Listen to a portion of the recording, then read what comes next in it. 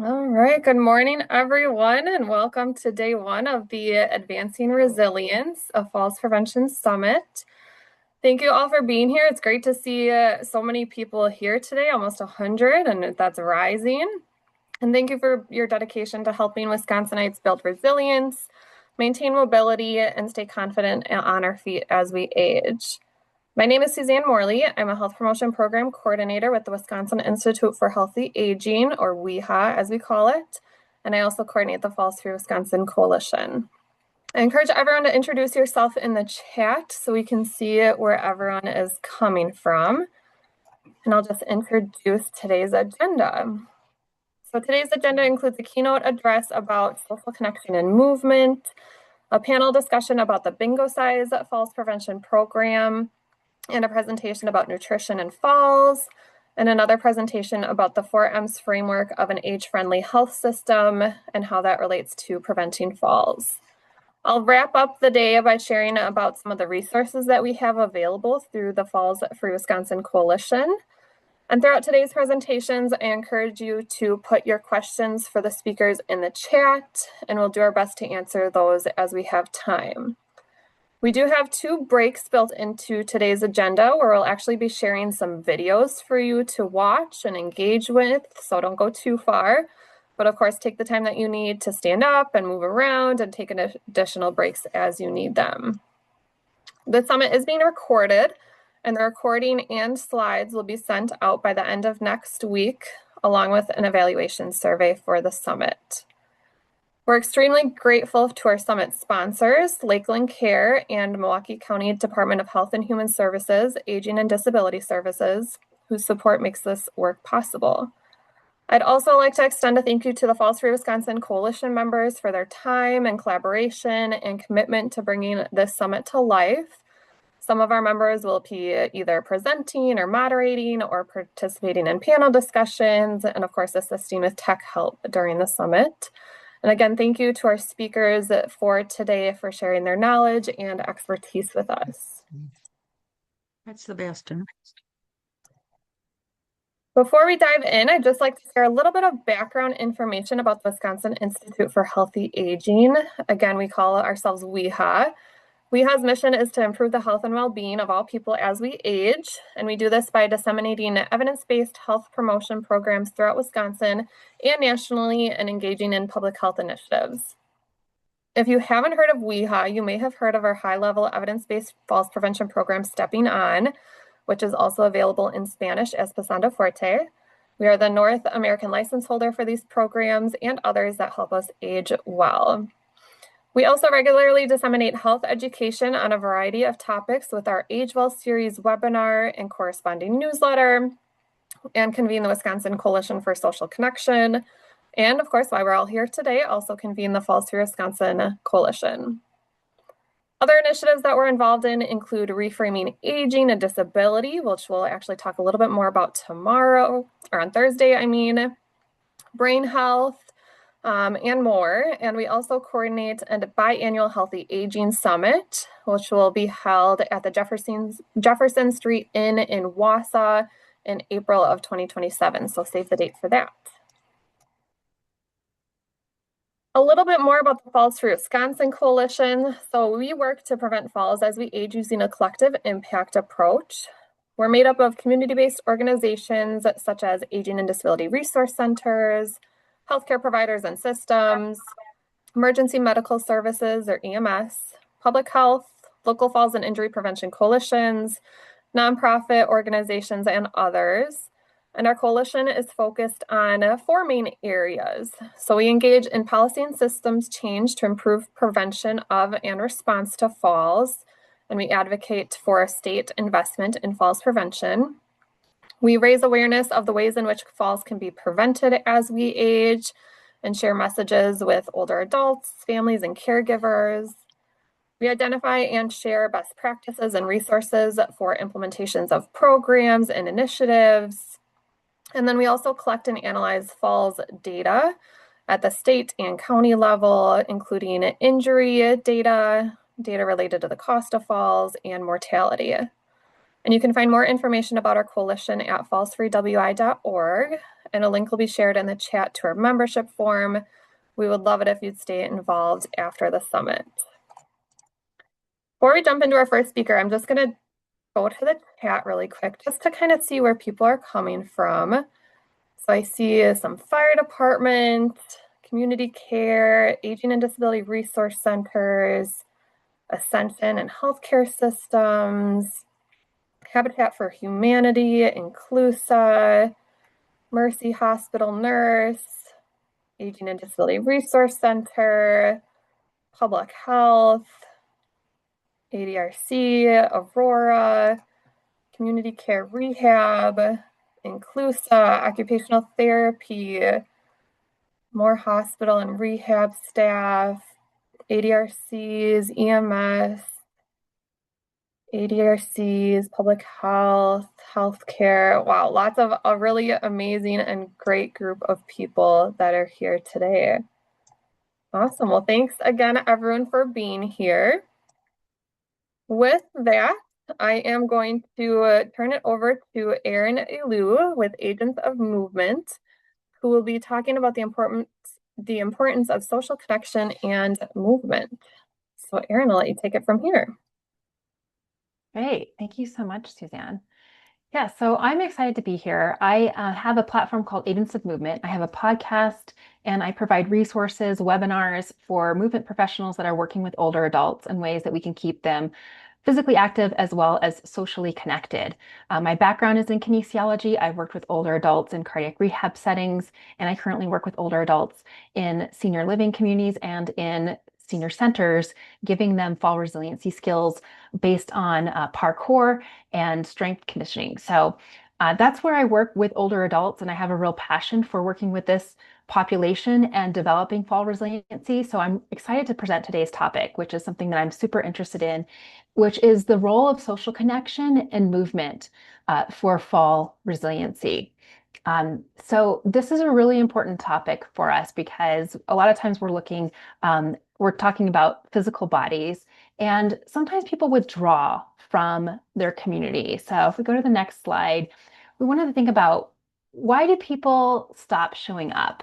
If they're physically capable and they stop participating, what's going on there?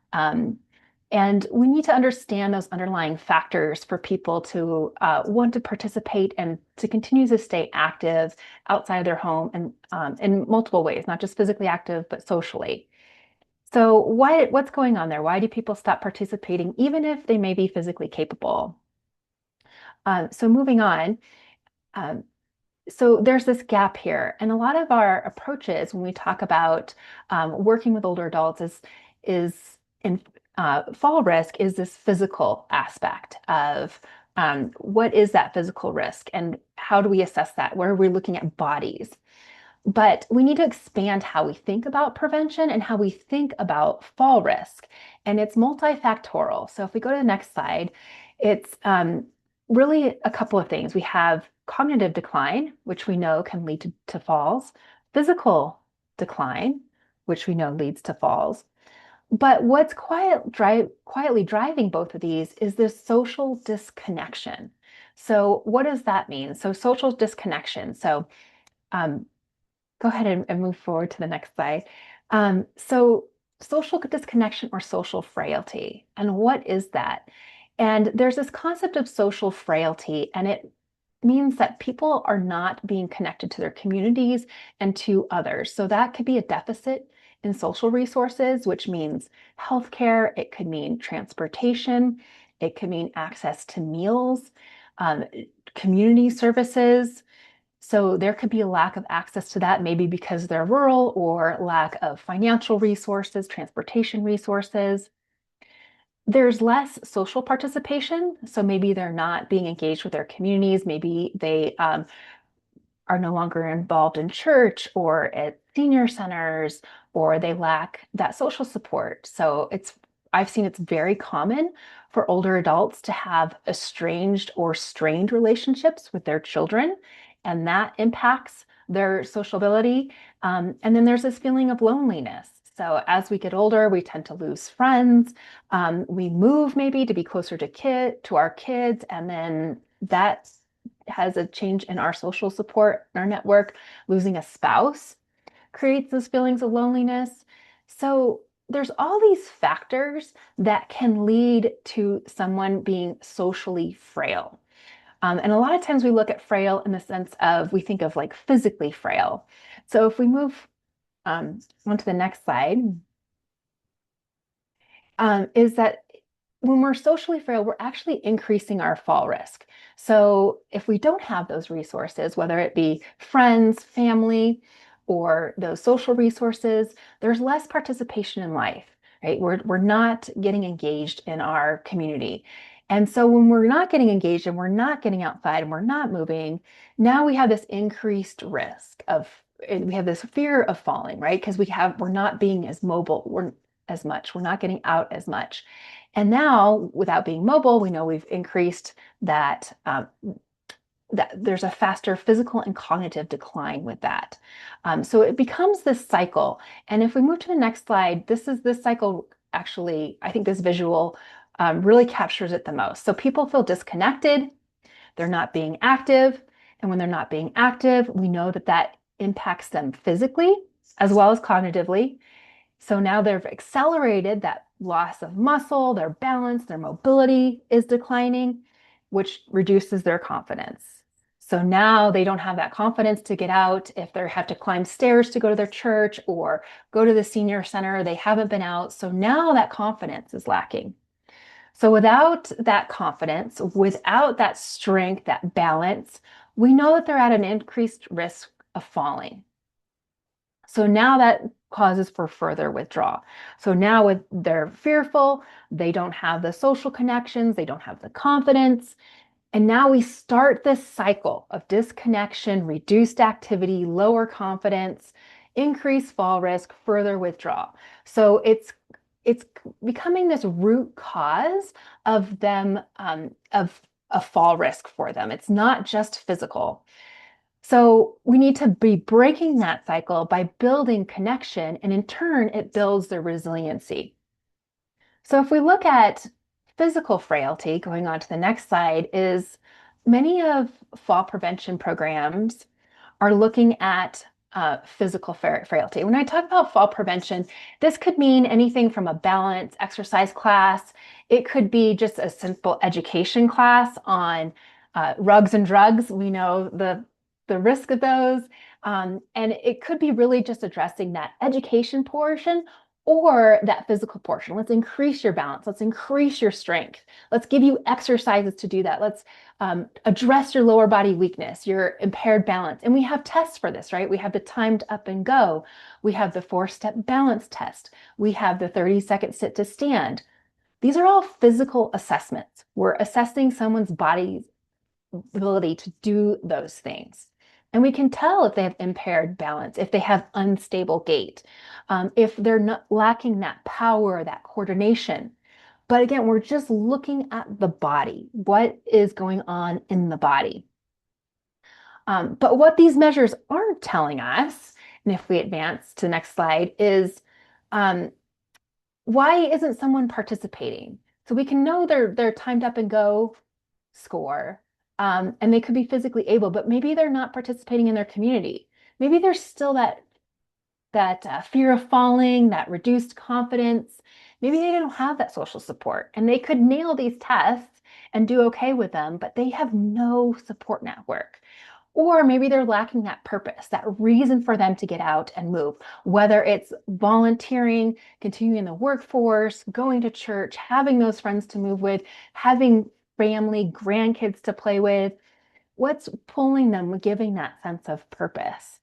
So we're really looking at all of these factors that can influence someone's risk to fall, and it goes beyond the body.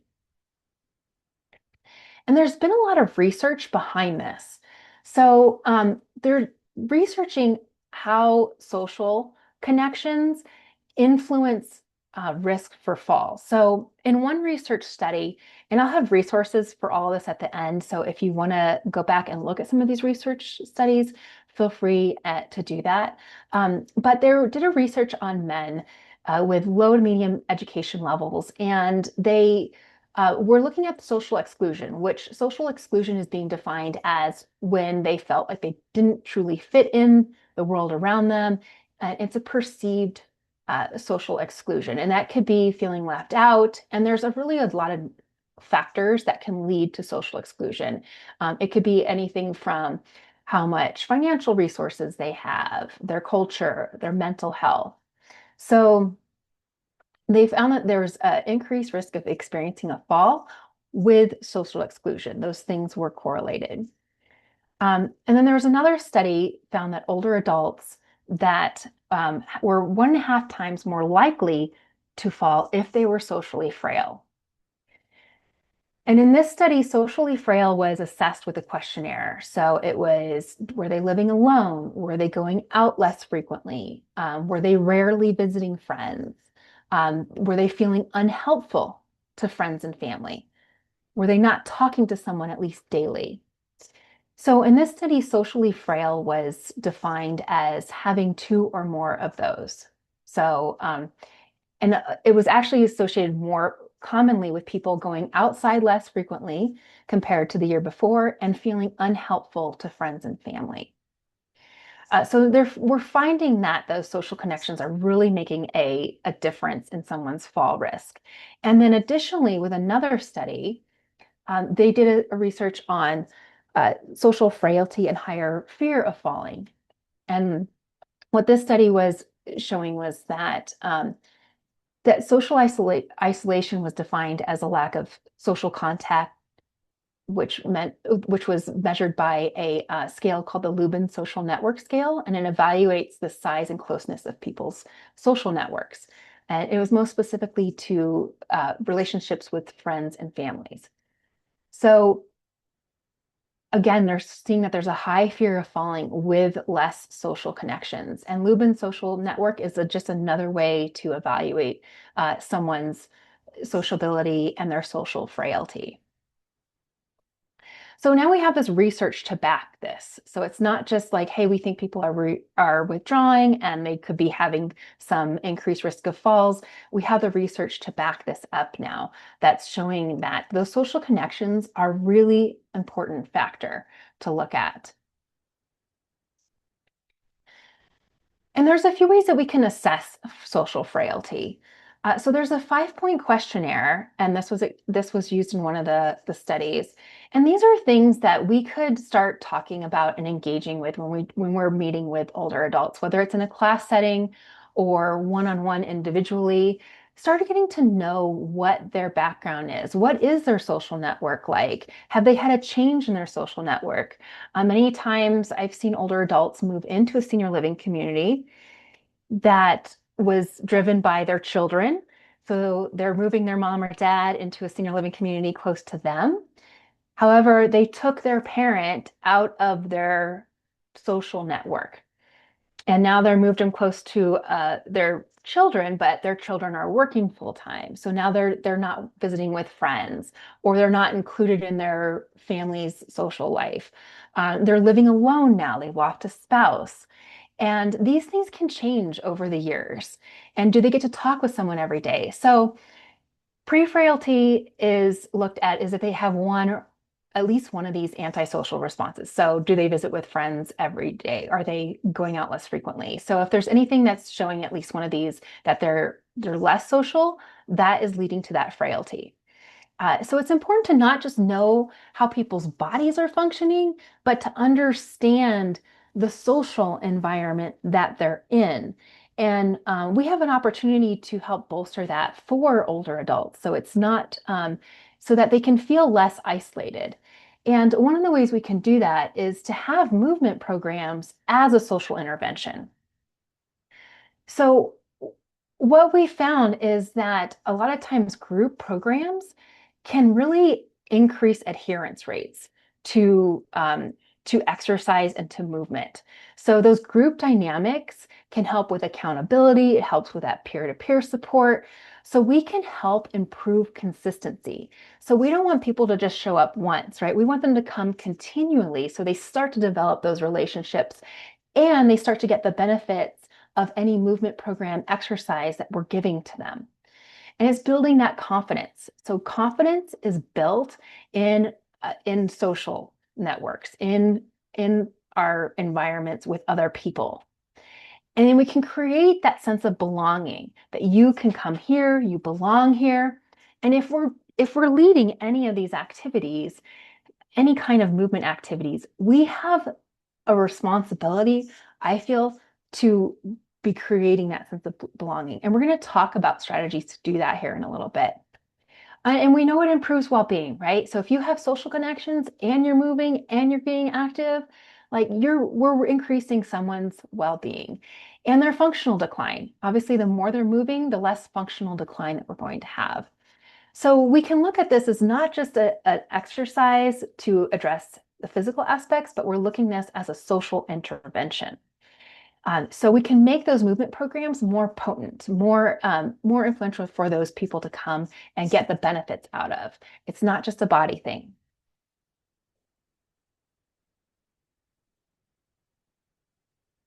So let's look at I want to think about this idea that I have on this next slide. If we want to prevent falls, we can't just be prescribing exercise.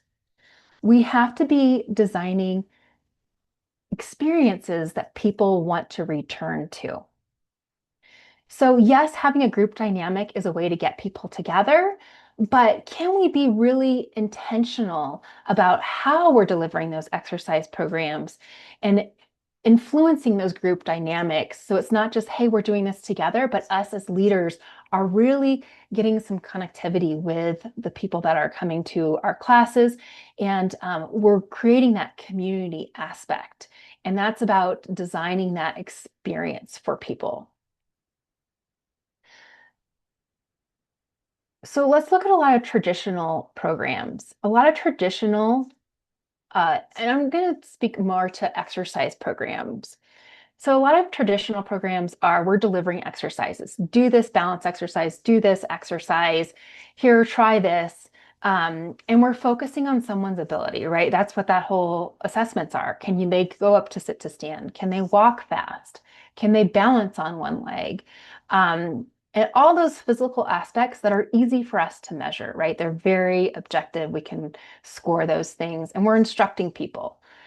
That's a very traditional approach. It's very instructor, leader, coach led. But if we really want to have an experience that we're designing for connection, we need to create welcoming experiences, things that pull people in, that make them want to be a part of what we're doing. And we're not just focusing on the ability, the outcomes, we're focusing on the effort. So that can be as simple as, you're here, you win. You come in, even if you do nothing else, like you made the effort, you left your room, you left your house, and you brought yourself here to this class. That's a win. So we're always looking at the effort people are putting forth and giving them that confidence to do more. And it's community supported. It's not just one person saying, this is what we're doing. We're using the entire peer community to be a part of this experience. We're bringing them into the fold. We're letting them help us lead and be a part of the welcoming committee. So when we think about how we're designing classes, it's not just what exercises we're going to be delivering, but it's how are we going to deliver connection? How can we facilitate connection in our classes? And I really would love to have this presentation. I'm going to give you some strategies here in a little bit. I would love to have this be an opportunity to learn from each other, because I know there's a lot of experience in this room, and there is a lot of knowledge and wisdom in this room, that you all have all led programs and have been deeply involved in fall prevention. That you all have probably done a lot of these strategies that I'm going to be talking about. And I would love for you all to share, as we go through each of these, what has worked for you? What has you found to really be a connector for people in your classes?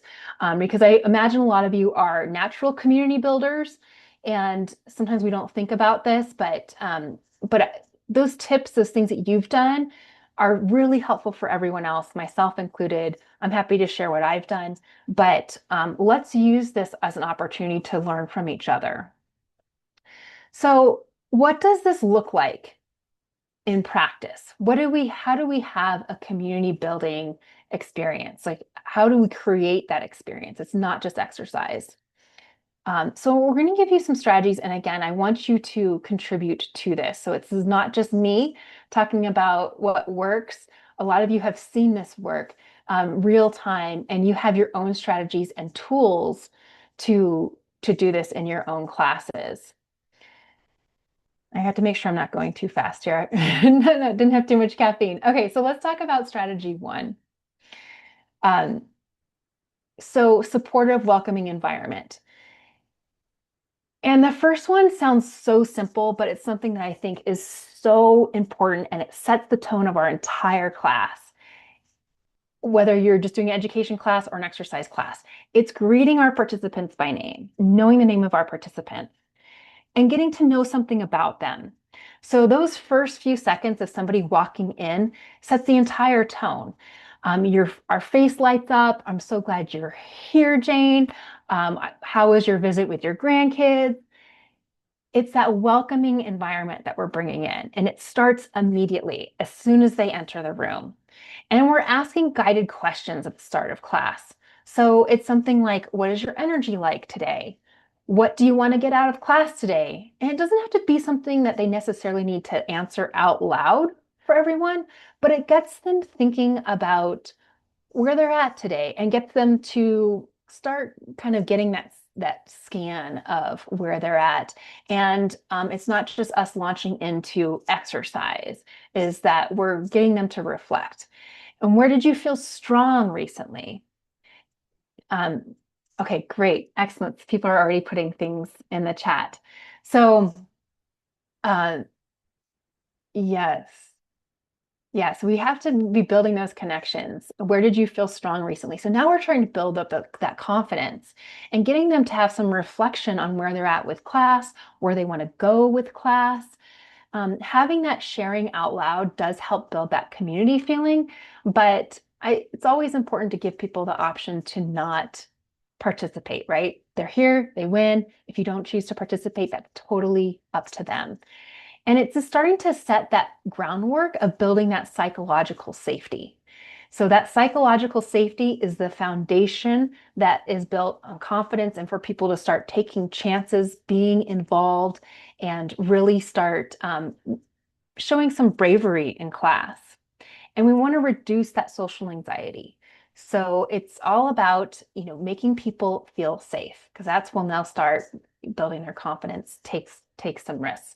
So if any of you have things that you've done to create that welcoming environment, pop them in the chat. I'd love to spend a little bit of time maybe reviewing some of people's the things that you do in your classes to create that welcoming environment. And it can even be things that you've learned not to do, right? We've all made mistakes, and you think something's like going to work and you're like, won't do that again. A better approach is this. Okay, so another strategy is to create positive experiences. Yes, opening question. Invite people to share, but don't require it. Absolutely. And those opening questions are great. So if you have opening questions, pop them in the chat. Because I'm sure you all have had some really great openers. I love, where is your energy at today? What do you want to get out of class today? Things that require people to reflect. So, yes. Great. Yeah, most are outside. Outside is great as well. Yeah, we'll take a minute or two. So feel free to pop some things in the chat in the class. Yes. Yeah, little strategies like that we're not giving them handouts at the beginning. We do it at the end. So we make sure that people are paying attention. Yeah. Social, yes. Making that time for social interaction. What success you had this week. Yeah, that's really good to focus on the positive. A lot of times I feel like to create a line. Yeah. Focusing on the positive or asking a positive question, where did you feel strong today? Where did you have success today? Really helps to take that focus off of the negative. Because a lot of times I hear people come into class And they say things like my balance was bad. I had there's this focus on the negative, right? We tend to do that. But what was good that happened this week? Where did you showed up for class twice this week? Where can we celebrate those wins? Um, yes, co-creation of challenges. Yes. Yeah, so we're going to talk about that too when we talk about creating positive experiences, which is our next strategy. So it's really looking like we're in this together. This is not a me leading you. This is us doing this together and starting with achievable successes. So sometimes I've heard this called as underdosing, right? Giving somebody a really simple task to do so that they start building that confidence and allow them to repeat that over and over again. And a really simple, again, some of these things are so basic, learning people's names and using the cue we instead of you. So we are going to do this thing. We are going to do this balance exercise. We are going to do this exercise, this obstacle course, whatever it is. We, as a leader, are a part of that group. It's not you are going to do this. It's always a we are in this together. And when we talk about achievable successes, again, we're giving them something that we think that they will feel capable of doing. One thing I love to bring into my classes is my two favorite tools are chalk and tape. And I'll tell you why. So when we talk about stepping strategies and moving in different directions, and I call it crossing the river, where we have tape in a V shape and they cross at the widest point of the river. It's tape, right? So we're working in a one-dimensional environment so that if they should misstep and not step on the tape, there's no consequences, right? So we're giving them something that feels very achievable. There's support objects, walls, things that they can use so that they increases their confidence. So that we're giving them that positive experience. Somebody's not going to make me step on a 2-inch high step board when I hate doing stairs, right? It's something that feels very doable for them. And allowing them to repeat and repeat and repeat that and not progressing people before they're ready. So that autonomy is super important. We can encourage people to challenge themselves, but if they want to stay stepping on tape, they are always welcome to step on tape. Because now they're not just building trust, they're starting to build trust in themselves and what they're able to do, but they're building trust in us as leaders, that we are always going to give them that opportunity to do the option and participate at the level they feel is right for them.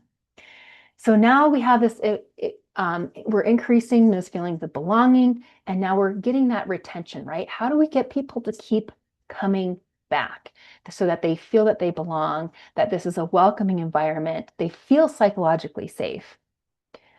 So feel free to take a few minutes and pop in the chat. What have you felt has been a really important component to creating those positive experiences? Because I'm sure you all have had a lot of experience in this realm.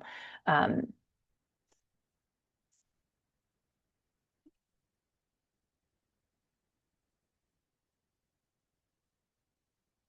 then how do you celebrate milestones? Yes. Yes, vulnerable with your own struggles. Yeah, I think that's really important, especially when it comes to falling. We all fall. This is not an older person thing, it's a human thing, right? So talking about those times where, you I slipped and fell on ice, um, things like that, so that it normalizes this as a human experience. Because I feel many times that we take fall prevention programs and we always pair it to something that old people need, but it's really something that anybody as a human can benefit from. Yes, relating to our participants. Yeah, hearing their struggles, relating to that. Yeah,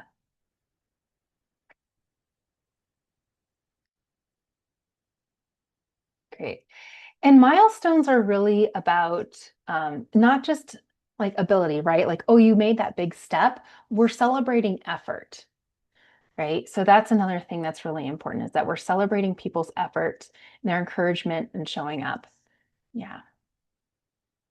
Oh, great. Somebody celebrates it on social media. Excellent. Um, so let's talk about confidence and building confidence because this is a really important factor. And the balance stamp of approval, which I've had a chance to view the balance stamp of approval that's been out there and all the different factors of dynamic balance, static balance. Confidence is one of those factors of balance, right? Is having that confidence. And how do we do that? So we're normalizing fear. So a lot of these things you'll see overlap. We're talking about our own experience and getting people to talk about their experiences so that they know it's normal to their peers might be fearful of doing steps without a railing. Like that's not a personal thing. That's something that can happen with other people. Um, and their confidence levels and being able to normalize mistakes, right? So if we're trying something new, mistakes are part of the game. And that is just part of what we're doing when we learn new things. And having those questions. So rate your confidence with this movement. And it doesn't have to be something, again, that they say out loud. So we're going to balance on one leg just for something simple. What is your confidence in doing this?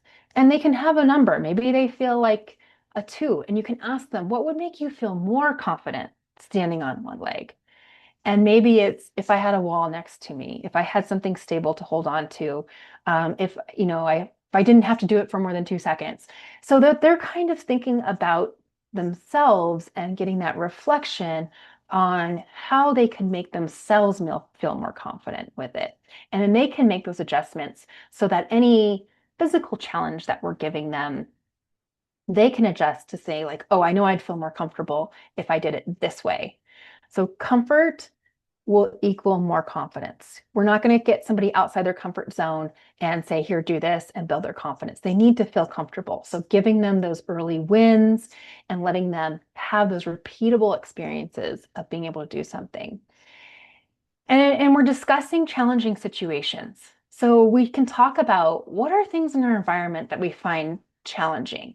I heard from one class, I was teaching a how to fall class, and the thing that came up a number of times for a number of people was, I don't like doing steps when there's no railing. And there's a certain space in town and there is no railing, and I love to visit it, but I don't want to do the steps. I don't want to go up to that museum because there's no railing. And when people start talking about that, yeah, you're right. That scares me too. I hate not having a railing on stairs. So we normalize that, but we can also talk about like what would make us more comfortable in those situations. Are there ways that maybe we could navigate that and practice that, or maybe we find another way to get into a building? So we're starting about talking about those things that how can we still engage in those activities that we find challenging and scary, and how can we navigate around those? And this is all about reducing fear, right? So we know that fear of falling is a really high risk factor for falling. If you're scared of it, it changes how you show up in the world, changes how you walk. And so we're making that a shared experience. And then we're building that self-efficacy, right? We want people to start to believe in themselves. And it can start with us and the environment that we create. And feel free to pop in to the chat anything that you have found that really helps to increase the confidence of the participants in your class. That we haven't already discussed, or something of like what it looks like in your world.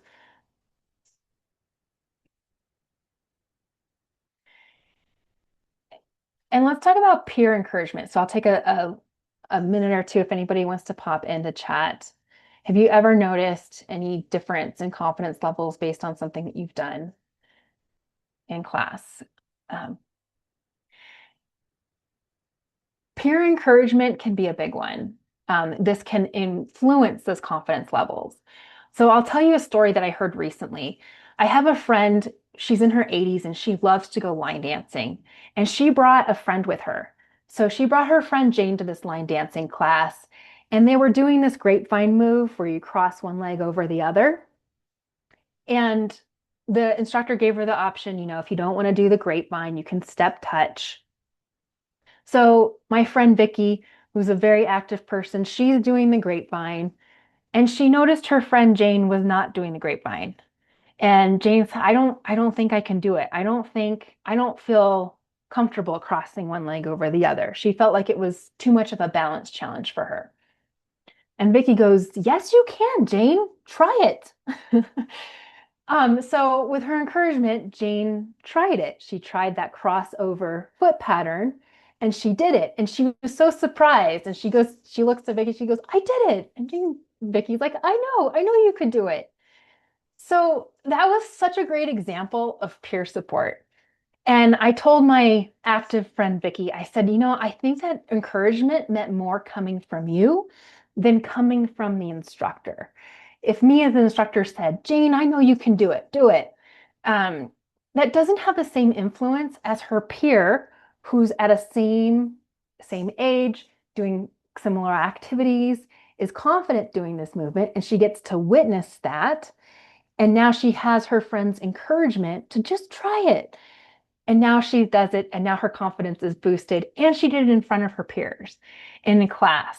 So that was, I thought, such a great example of peer encouragement.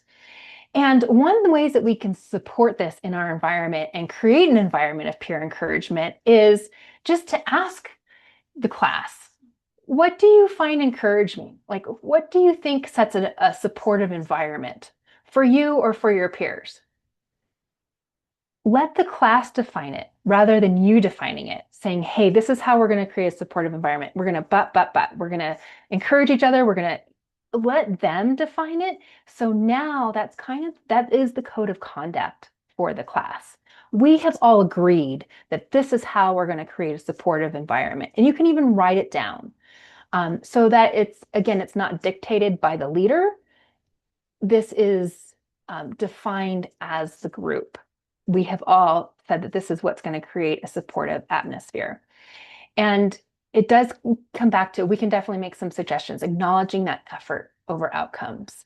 If you attempted that step or that movement and it didn't work, like you tried it, and maybe last week you didn't want to try it, and that it's a group supportive effort. And you can also define what it doesn't look like. This is what we're not going to do. We're not going to tease anybody for doing something, for opting out. It's always supporting people's decisions. So it's us creating that supportive culture. And I realized I didn't complete my sentence here, but it reinforces that trust, that sense of safety and confidence. So we set the environment, but the people in class set the environment just as much. And so we can kind of spearhead that with letting them define what a supportive environment looks like and what they want out of it, what they feel like is a supportive environment, how they want to be supportive. And so sometimes that doesn't always look like being a cheerleader. Sometimes we think like, oh, you can do it, you can do this, you got this. But sometimes being that cheerleader doesn't always help. Sometimes people just need that space and they need to do the activity and be with peers and let them experience those successes on their own. So we really need to know what feels supportive for the people that we're serving. Okay. All right. And then the next strategy, and feel free to, again, pop in the chat if anything that's you've done that you found has been really important in supporting that peer supportive environment and creating that environment. Okay, and strategy 5 is actually beyond the class. And this is something that we've seen if you do classes. I've always found that those connections that happen before and after class are just as important as what happens in the class. We provide space and time for people to connect outside of sessions. This can be as simple as not going back to back with your class schedule. You don't have a class that ends at 10 a.m. and starts at 10 a.m. There is space, there is breathing room in your classes for people to change to another class. And it seems so simple, but it really helps for people to have that time to connect before and after class. Even having those times to have coffee after class. And it can be, again, as simple as having a pot of coffee and coffee cups and chairs as a place for people to connect after class. Getting introduced to people in class. I think, again, this is a way for us as leaders to get to know our people. I love introducing people, like, welcome to class, Jane. I know you were a retired teacher. Penny's also a retired teacher. You should meet Penny. And creating those connections and reasons for people to find those similarities. And we can have those buddy systems. So you find commonalities with people like, oh, I know you both have, this actually happened recently in my class. I have two members that have children that live in Australia. And they didn't know it, but I'm like, oh, Mary, you need to meet Jane, who also has a child living in Australia. So we can create those buddy systems and we can create that social time. And I know that there is somebody on this call that particularly works in like a tea time after class. It's just something, it's a ritual for class, is that you go after class and everybody goes and grabs a cup of tea. Because a lot of times those social interactions can be so much richer than in a class. Like, yes, we're all doing this together, but it gives people a chance to get to know them at a deeper level, their personal life. So having that social time is super important. And I've seen this in class where I've had a couple of ladies after class, they started talking and they were both newly widows. So were getting used to life without their husband. And one lady was saying, Tom used to do all the car repairs and now I'm doing all the car repairs and I just can't get used to it. And this other lady said, I know what you mean. Bob used to help me out with all the home repairs and now I'm doing it. And they just had this moment of connection of, I'm in this season of life and it's difficult. And I think that moment of connection was more important than anything that we did in class, more important than the balance exercises, more important than anything else, is just to have that social time, those 2 minutes to connect and know that somebody else is in the same boat that you're in. So now we're strengthening social networks and it's improving that adherence to our classes. So once we get people involved in a place that they feel like they belong, it can create that snowball effect. It's like, okay, I come to this class, I feel like I belong, I've made friends, I have a reason to get out of my house, I have a reason to get out of my room, I have people I can connect with, they have friends now that maybe they can do things outside of class. That's one of my favorite things, is when you see these relationships develop, that they're not just coming to class, they're going to go have coffee together. They're going to go walk together and they're creating those social connections based on your class alone. And now we've kind of reversed that cycle that we saw of social frailty, and we're getting them to be more robust in their social networks, which is increasing their resilience. And that's what it's all about, right? We want to increase people's physical resilience. If you do anything specifically before or after your class that creates connection, go ahead and pop it in the chat. Yeah, my thing is to just have space in between classes and to introduce people to each other. Once a week, I do a hike with my participants and say, hey, Thursday morning, I'm going to hike here, bring a friend. It's just a time for people to talk without having an instructor-led session. Okay, so let's talk about addressing confidence in group settings. So this is where that peer support comes in, right? You see a peer succeed. If they can do it, I can do it. This is like my story about Vicky and Jane. Vicky encouraged Jane, you can cross your legs. You can do the grapevine. And it started her to think like, maybe I can do this. And that encouragement increased her willingness. Gosh, my peer believes in me. I'm going to try doing this. I'm going to be willing to do this movement. And the shared experience. We're talking about our challenges. We're talking about those fears. We're normalizing challenge, normalizing mistakes. This is part of learning something new, working outside of our comfort zone. And then that supportive environment is creating that foundation of psychological safety. That's where everything begins. People do not take risks. They do not build confidence until they feel safe. And we can really help with that psychological safety. So let's talk about fall prevention programs that really emphasize this social component, because there's a lot of great programs out there that are already integrating this as part of their curriculum. So Matter of Balance is one of them. And that's where participants are meeting in small groups. They're sharing their experiencing. They're talking about all these things that we talked about, discussing fears. They're setting goals. There's this really strong social component to it. And then, of course, many of you are familiar with Stepping On, peer-led. We're fostering that sense of community. We're providing that social environment for learning. So these are a couple programs that understand the benefit of the social connections and bringing that into the fold of the program. It's not just here, I'm going to educate you on the risks of rugs and drugs, and we're going to balance on one foot. No, like let's really amplify the social connection part of anytime we're getting people together.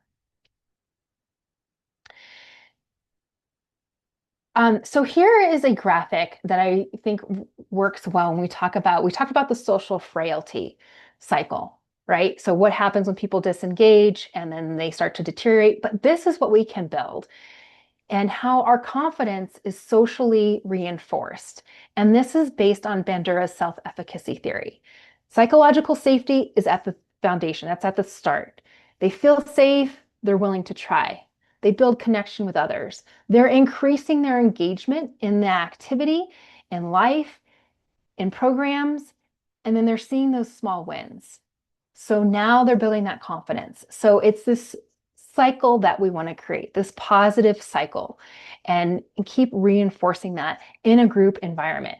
That's why I love working in groups, because to see that peer support and to find that connectivity with people. And I want to leave you with an idea here before I open up to a question and give you some final food for thought, is that so if we advance to the next slide, is that people don't fall because they lack strength and balance alone. They become susceptible to falls when they lose connection to movement, to others, and to themselves. Yes, we can assess someone's physical ability, but we need to know the social environment that they live in and to understand if that's making them susceptible to falls. Can we get them more connected to their community, to resources, to other people, so that they have that supportive network and they have more social resilience to falls? So something to think about when we're assessing people and talking with people. Okay. And I do want to save a few minutes to have questions at the end, but oh yeah, no, this is my question for everyone. So if you have one change that you think you can make to increase connection, pop that into the chat. If you've thought about doing something a little bit different, or if you want to take someone else's idea that put ideas in the chat, which I want to get the chat log for this class so I can grab all of your ideas, because I know there's a lot of wisdom in this room. Yes, understanding who is an introvert and who is an extrovert. Yeah, that is really important. Activities that promote laughing. Yes, the fun factor is really huge. If we can make something fun, playful, it does really help with that social connection. Yeah. Names, having people introduce themselves. Yes.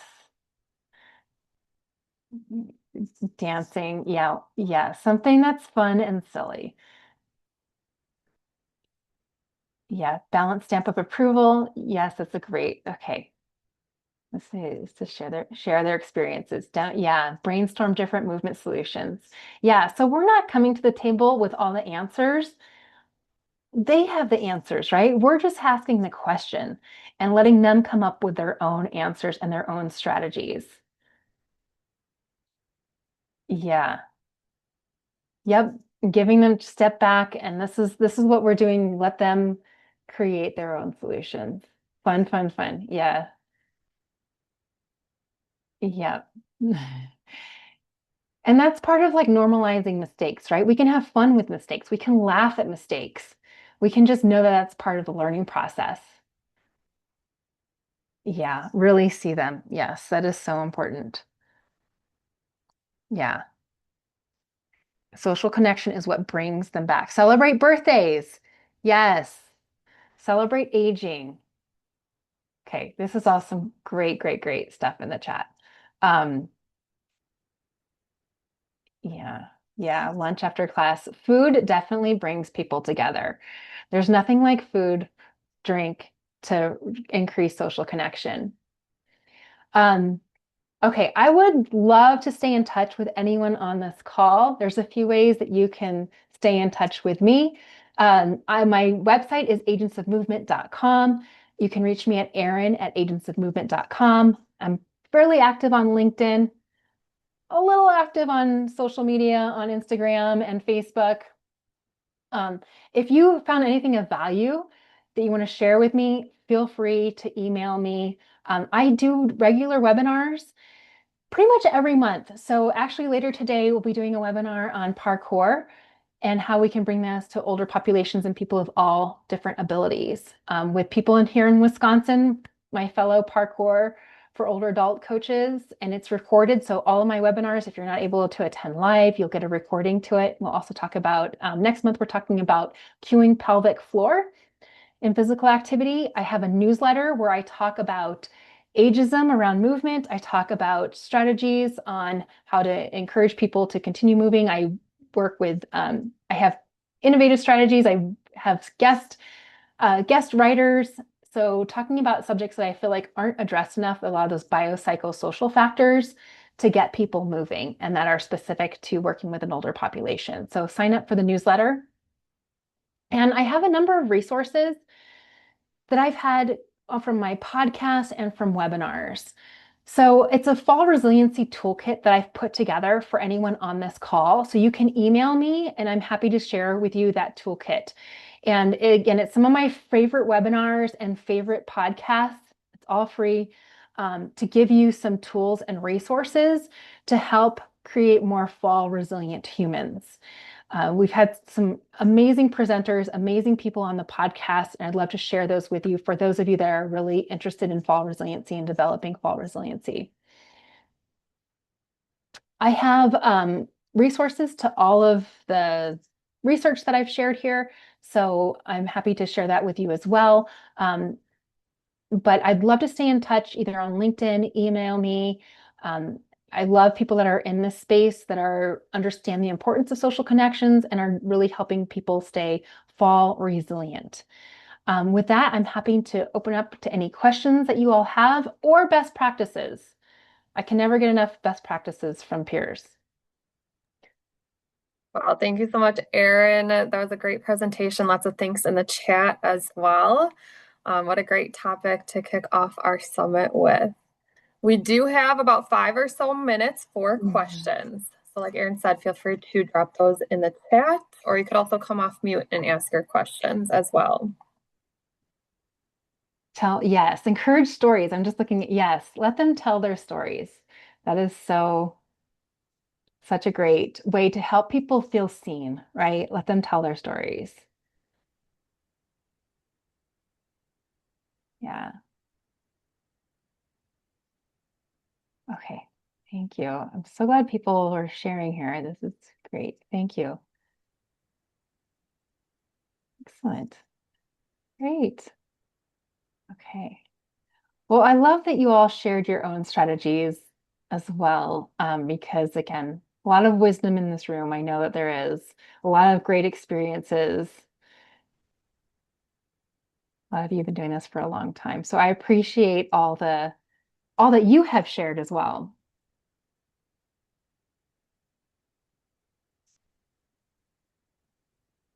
Okay. Okay. Well, I'm not seeing any questions in the chat, but again, Erin did share her contact information, so feel free to look at that. Well, we do have a couple of minutes. I wasn't planning on doing this, but before our next speaker, I wanted to share, as I mentioned, that the Wisconsin Institute for Healthy Aging also coordinates the Wisconsin Coalition for Social Connection. So I just brought up the website here. It's connectwi.org, and we are focused on reducing social isolation and loneliness for older adults and people with disabilities. So we have lots of great resources on our website. We have resources for older adults and people with disabilities under this Connect with Others section. Just different ideas on ways to get connected. You could take a health promotion class and implement some of the strategies that Erin talked about when you're doing so, volunteering, starting a new hobby, using technology, all those great little tips and tricks. But then we also have a lot of great resources for professionals. So we have data and research, some of the data and research that Erin shared earlier on in her presentation. We have some resources around that. We have resources, upcoming events. We're participating in Global Loneliness Awareness Week this June. And every year we do a Social Connection Awareness Week in November as well. We have awareness resources. So we have social media graphics monthly that you can plug and play. You can use our social media schedule and our zip folder of graphics. We have resources for connection locally, nationally, and then also there's a social engagement innovations hub. So there's lots of great social promotion programs and then also some local examples there. Measurement resources. So I think Erin had mentioned the Lubin Social Network Scale. We use quite a bit in Wisconsin, the UCLA Freedom Loneliness Scale. So resources for screening for social isolation and loneliness. And then evaluating program. So if you're interested in evaluating your fall prevention program, hey, is this impacting social isolation or loneliness in participants? We have measurement tools there as well. We have a newsletter and coalition resources as well. So we have every other month network meetings, and our network meeting actually is today. I just dropped the link for that in the chat. But today from 2 to 3:30, we'll be talking about veterans and social connection. But if you're interested in joining the coalition and kind of just staying up to date, I'll also drop the membership link for that in the chat as well.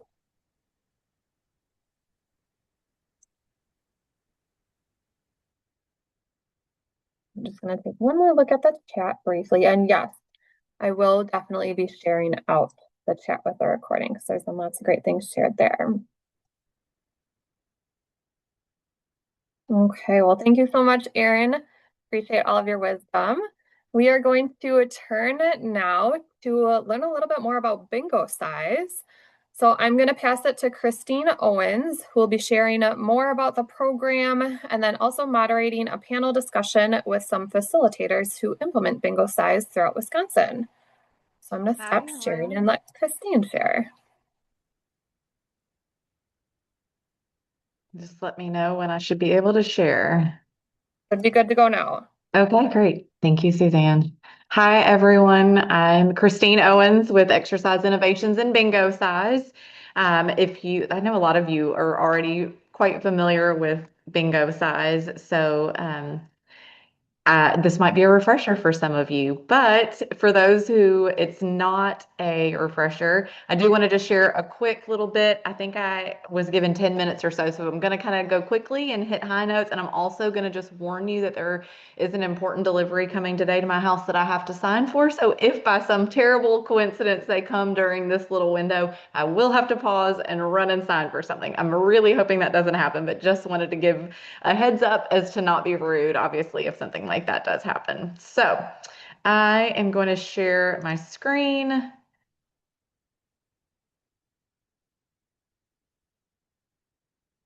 And then I'm going to present it and make it a little bit bigger.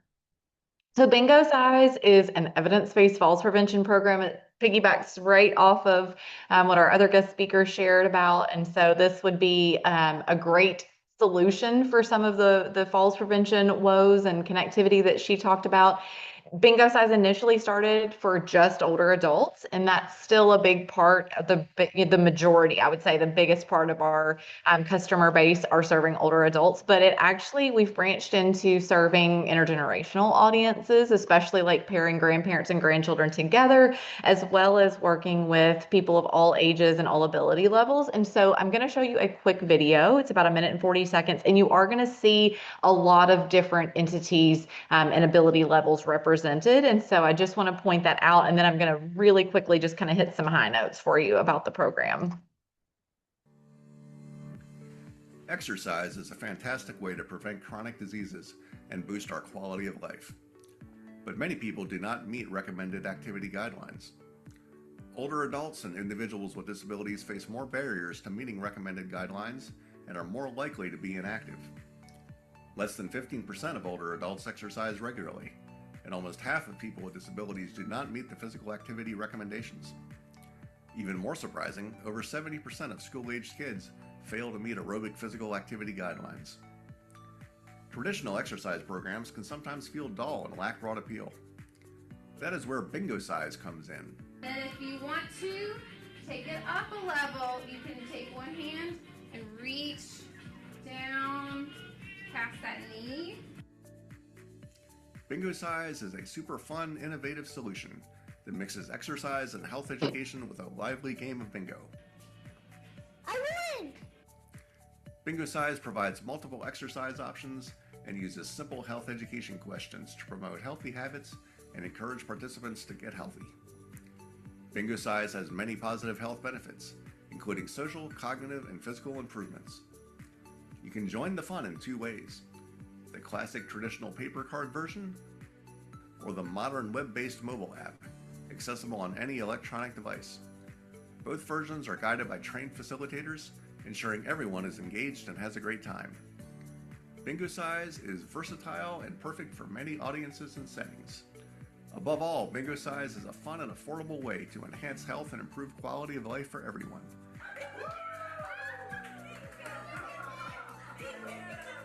So get moving and have some fun with Bingo Size.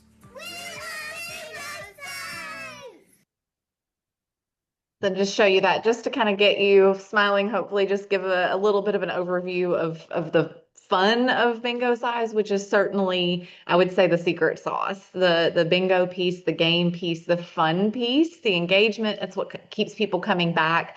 There's other evidence-based programs out there that target lower body and strength, which is what we're targeting.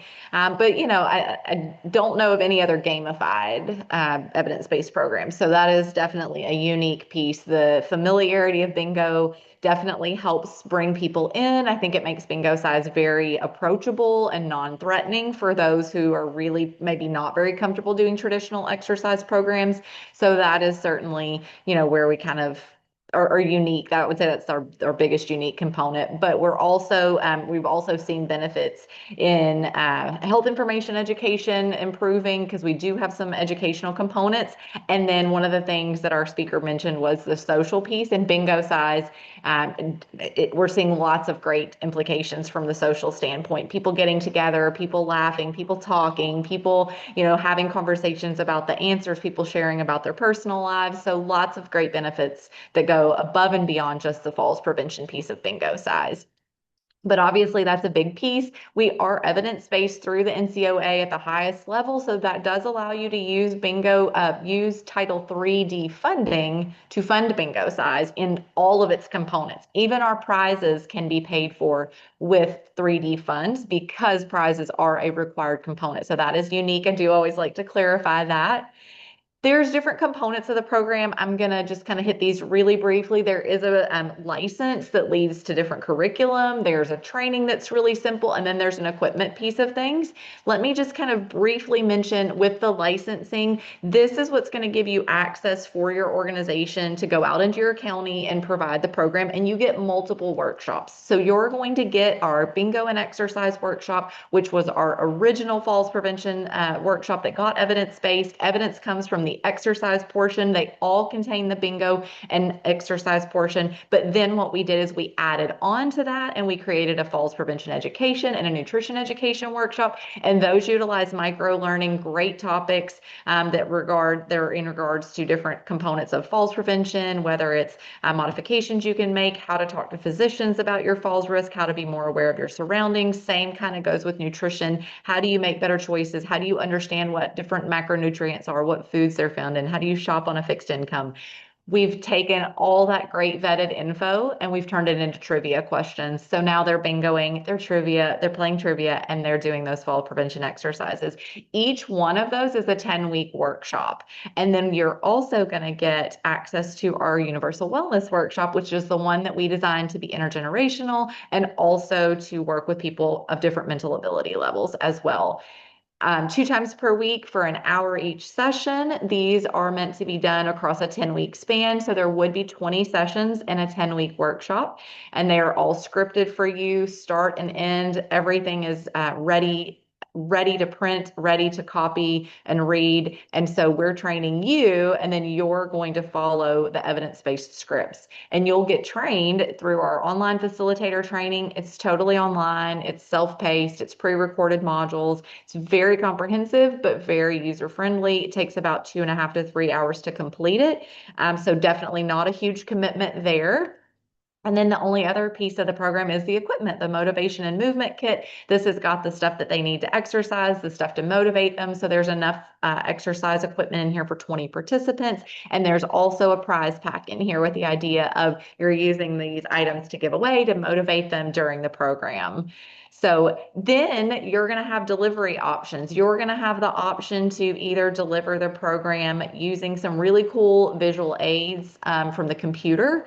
You're going to also have the option to do what we call like the traditional or old school version. The technology enhanced game is available to everybody. It's part of the program, and it does not require the participants to use any technology. It simply requires the person who's facilitating to have access to some kind of device and a screen, and they are then going to be able to project their screen onto either a smart TV or a like using a PowerPoint projector onto a wall or a big pull down screen, whatever that might look like.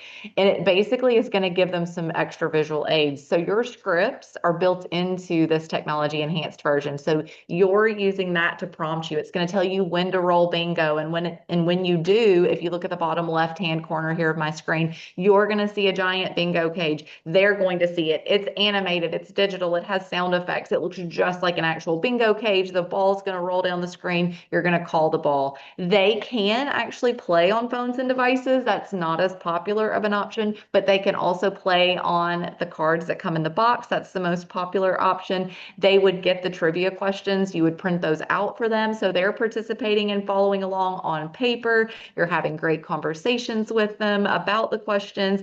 And then when it's time to do the exercises, each exercise is going to have a universally designed video to share with them that's going to show people of different mental and physical ability levels, because we really want Bingo Size to be for everybody. And so you would play those demo videos for them, and then everybody would do some version together when you set the timer, and there's some music that you can play as well. So really fun, very inclusive. And we also have our traditional version, which is totally offline. It's paper version. The only computer component of this is you do have to log in and download and print the items.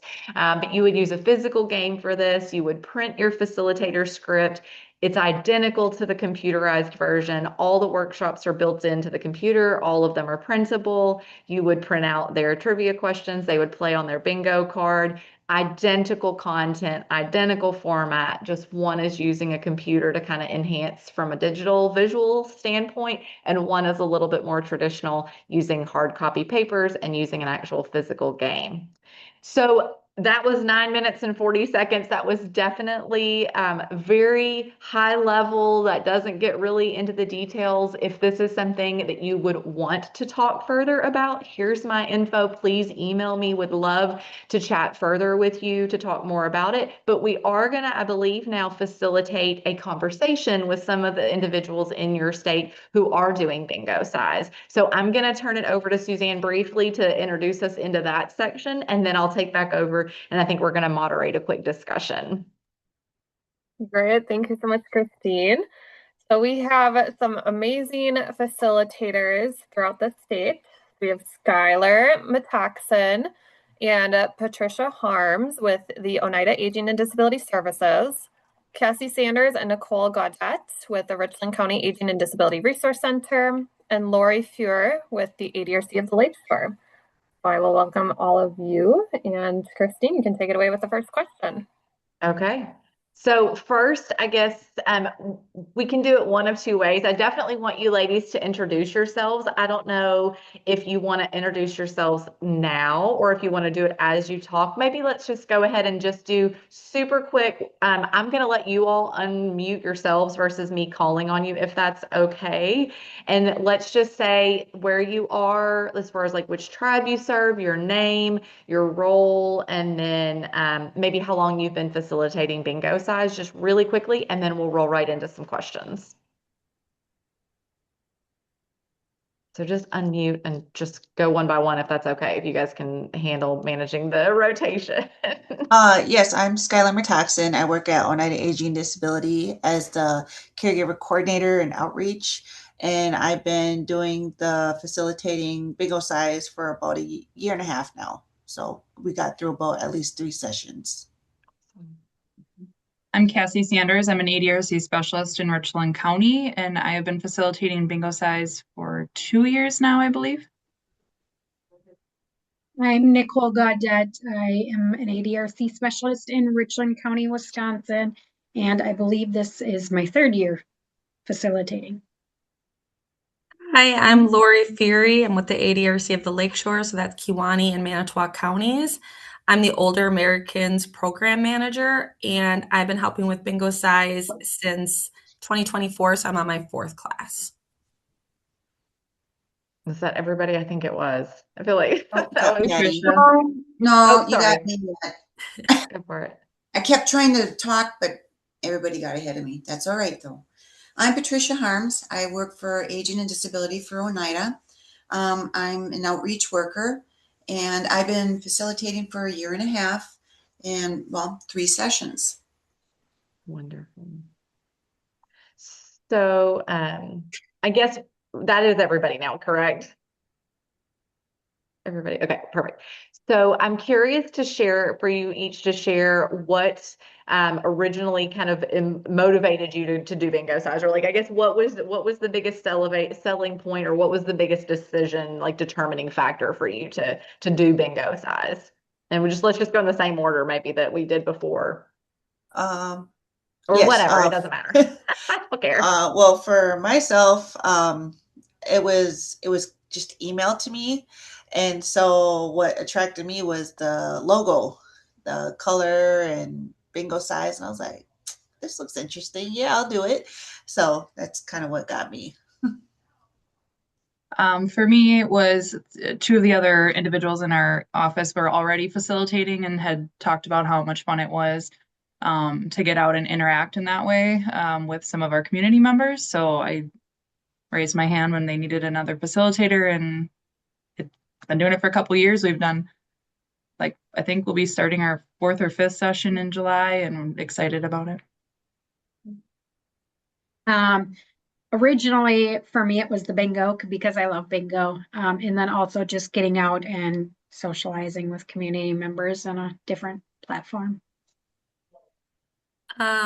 We were looking for an evidence-based program to replace a workshop that we were discontinuing. So I wanted to do something that had a physical activity component to it. And then bingo size came across my path. Guar offered to pay for the first year. So we hopped on it. And, you know, it's just great to have the combination of bingo with movement. So it just looked fun. So we decided to give it a shot. So for me, because Skylar and I work together, she actually started the program with another coworker of ours, but she moved on to bigger and better things. So then I came into the next slot to be a facilitator, and that's how I kind of like was introduced to it. So. So then I'm curious, what kind of like improvements have each of you seen? We talk about the different benefits, that kind of stuff. So maybe just a quick success story or just a quick overview of just some of the changes or benefits that you've seen as a result. Like with the participants or just like the overall? Oh, Any of it. I think any of that could it? be Okay. whether it's like specifically with the participants or whether it's like overall with like, recruitment, retention. I don't think it matters. I think just kind of some overall changes that you guys have seen, whether it's, like I said, with the participants or just with your organization, that it's brought benefits and changes. Yes, I would say the increase of participants since we first started has pretty much doubled. So I thought that was pretty awesome. And just like the overall like energy that like the elders come in with is a lot like up, like how would you say that? They seem more uplifted. Love it. Yeah, we have a pretty core group that keep coming back. They want to, when's the next session? When's the next session? And you can see kind of their progression and their physicality as well. Like they started with the balls and now they're using the resistance bands and then moving, heavier and heavier in the resistance bands and just very excited. And they come ready with like music suggestions and they're ready to get through it. And I had an individual who had done a session and then she had a knee replaced and her doctor was like, I don't know what you did before you what kind of exercising you were doing before this, but I really think whatever it was like truly helped you recover faster. And she said she had done the bingo size right before and she thought that really helped, contribute to her recovery. So it's pretty great. Mhm. Yeah. Same with Cassie. You see people start with the lighter resistance bands and then move up, or some will start the majority of the exercise sizes sitting down and then they move to standing. So just that progression that in their physicality. But I also had a lady who was falling several times a year. And she did bingo size and she reduced that to once she fell. So it significantly reduced the amount of time she was falling. And she's one that like she's sitting the whole time doing the exercises from her chair and she still saw so many benefits from that. Wow. Yeah. We definitely see the physical improvements with people getting stronger, their balance improving. I know at the last class I taught, when we were at a minute for the exercises and we were doing the sit to stands or squats. And I said to them, I know this seems hard for a minute, but would you have been able to do this when we started the class? And they said no. So that was great. But aside from the physical, I think what really impresses me and what I love to see the growth in is their relationships with each other over time. We had my very first class, they're shy with each other in the beginning, but at the end they were sharing books with each other and they were bringing in produce and they were, from their gardens. And it was really neat to see them engage and become friends by the end of the 10 weeks. That's amazing. That's what we want. That's exactly what we want. Yeah. So yeah, with what I noticed is that not only getting more participants coming in, but they even were saying how much stronger they felt, after towards the end of the 10 weeks. Like was that Lori had said, when we would say, okay, now it's going to be a minute, and then you would hear, oh, but they was actually able to do it, and it wasn't as bad as that minute sounded, but they got through it, and at the end of the class, everyone they were very happy. They enjoyed it, and they can't wait for the next one to start up, which is July. Yep. And some of them come in like questionable about how it's going to be, or like really like kind of upset about it or something like that, and then by the end they're laughing and enjoying their time. So I see that as well. It convinces the naysayers. Yeah. I had a funny story with one person who we asked for a $10 suggested contribution, and they brought it to me the second class because they're like, well, I wasn't sure if I was going to like it, so I wasn't paying right away, but I like it, so here's my $10. I'm like, okay, great. I love that. And I love the story about the knee replacement. My mother-in-law does bingo size where I live because we're always doing clinical trials and doing interventions. And so she does every single one that we ever offer. And she didn't have a knee replacement, but every time she goes to the doctor will always look at her weight and look at her all of her cholesterol and all of her numbers. And he always says, he's like, I don't know what you're doing. He's like, but whatever you're doing, keep doing it. And she says, I'm doing bingo size. So that's really cute to hear others kind of having those same experiences. So so I'm curious what if you guys have ever run into any like barriers with offering bingo size, and maybe how did you tackle those? Because there could be some, whether it's like locational issues or technology or even like getting buy-in, things like that, whatever it might be. This could be any kind of barriers, but just curious if you ran into any barriers and then how you overcame them. Well, I would say for me and Patty, it's getting the guys to join, getting men in there. We're on them. We see them, like, just come join us. Even if it's for a session.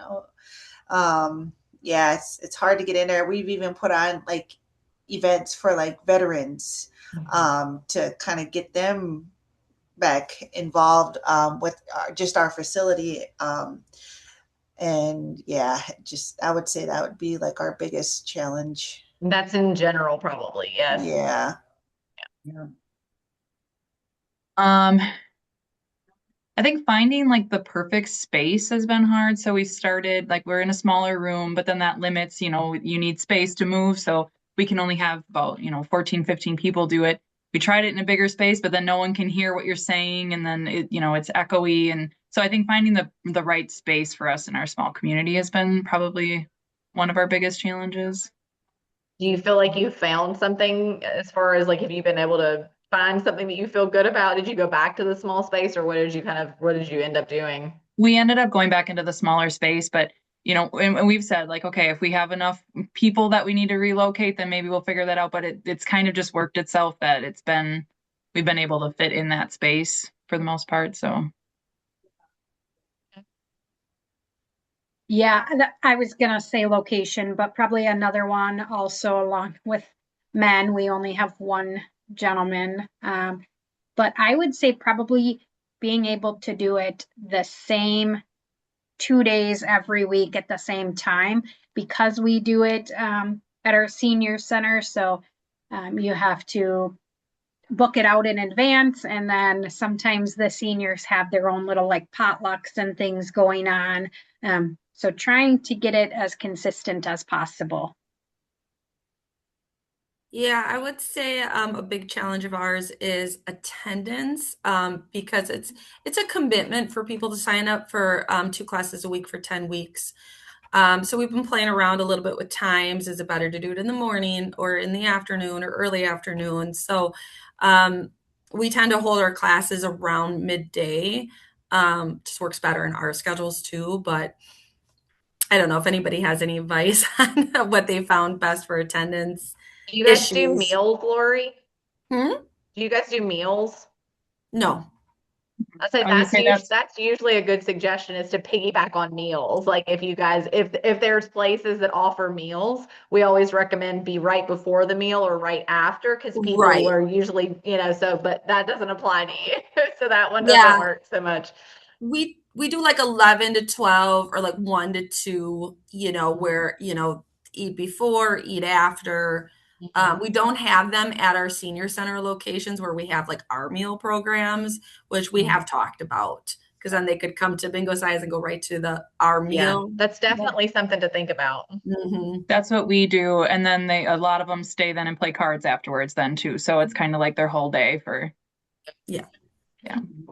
Yeah, we hear a lot of that, but that's usually a winning ticket, just to keep them and entertain them all day, especially if they maybe get a ride and then they can be dropped off for a big chunk of time or public transit. It's like they just stay and then just catch the, transit back, that kind of thing, Right. which you guys may not have public transit because I know you guys are a little more spread out, but nevertheless, the same premise or whatnot.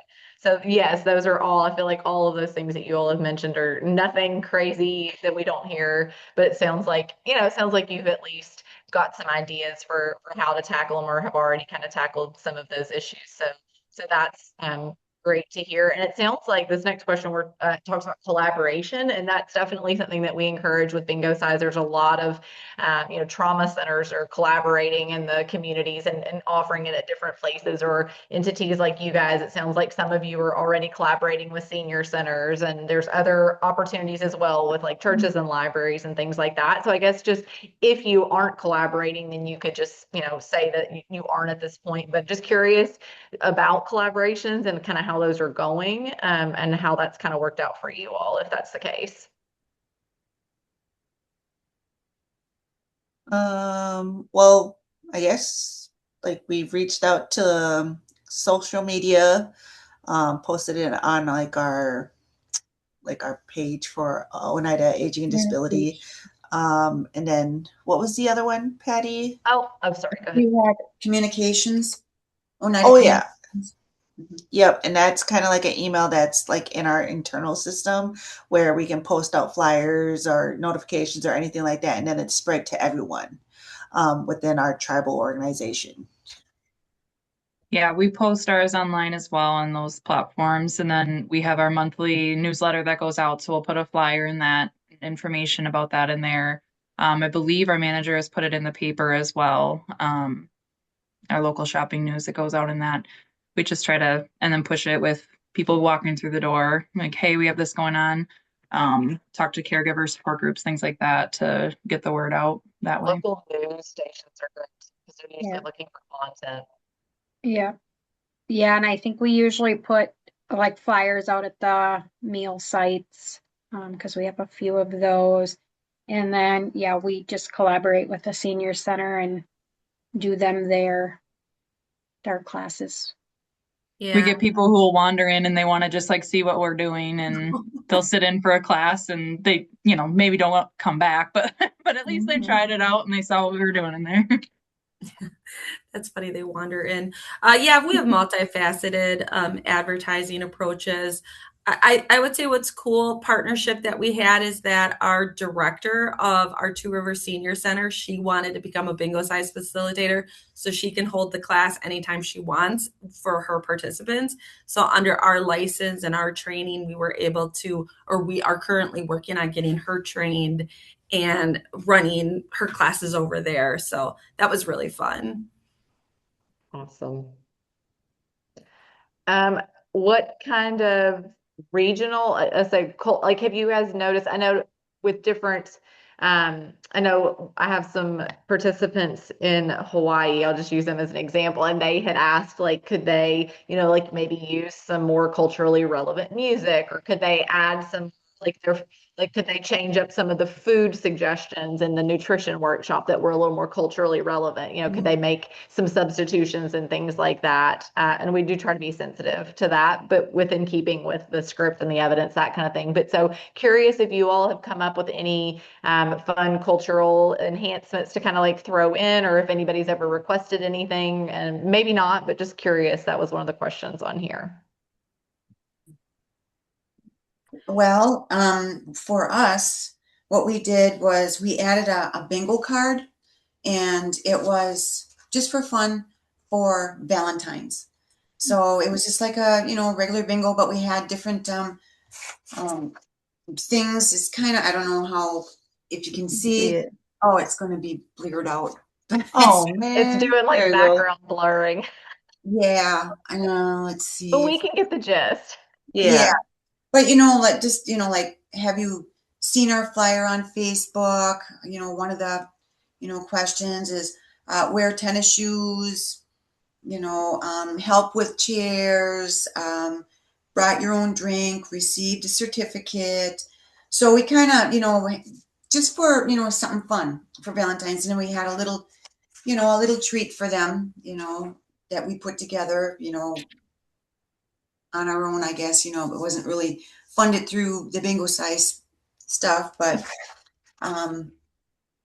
just a little something to hopefully give them that feeling of wanting to keep coming back, and then also we had reached out to like tribal organizations, and like at the end we try to do like a potluck. They always want to do a potluck. So we got for like prizes of like who made every single session, who missed one class or something like that. We'll get like a little something for them. And so we reached out to some of the places in the tribe to see if they would donate like items. And so, yeah. Yeah, they all want the perfect attendance awards. Those are really good ideas. Yeah. Yeah, we do the perfect attendance award. And then just to liven it up a little bit, we play music pretty much throughout the whole thing. And then they just choose what music they want. And then we'll do a playlist, and they get really excited about that.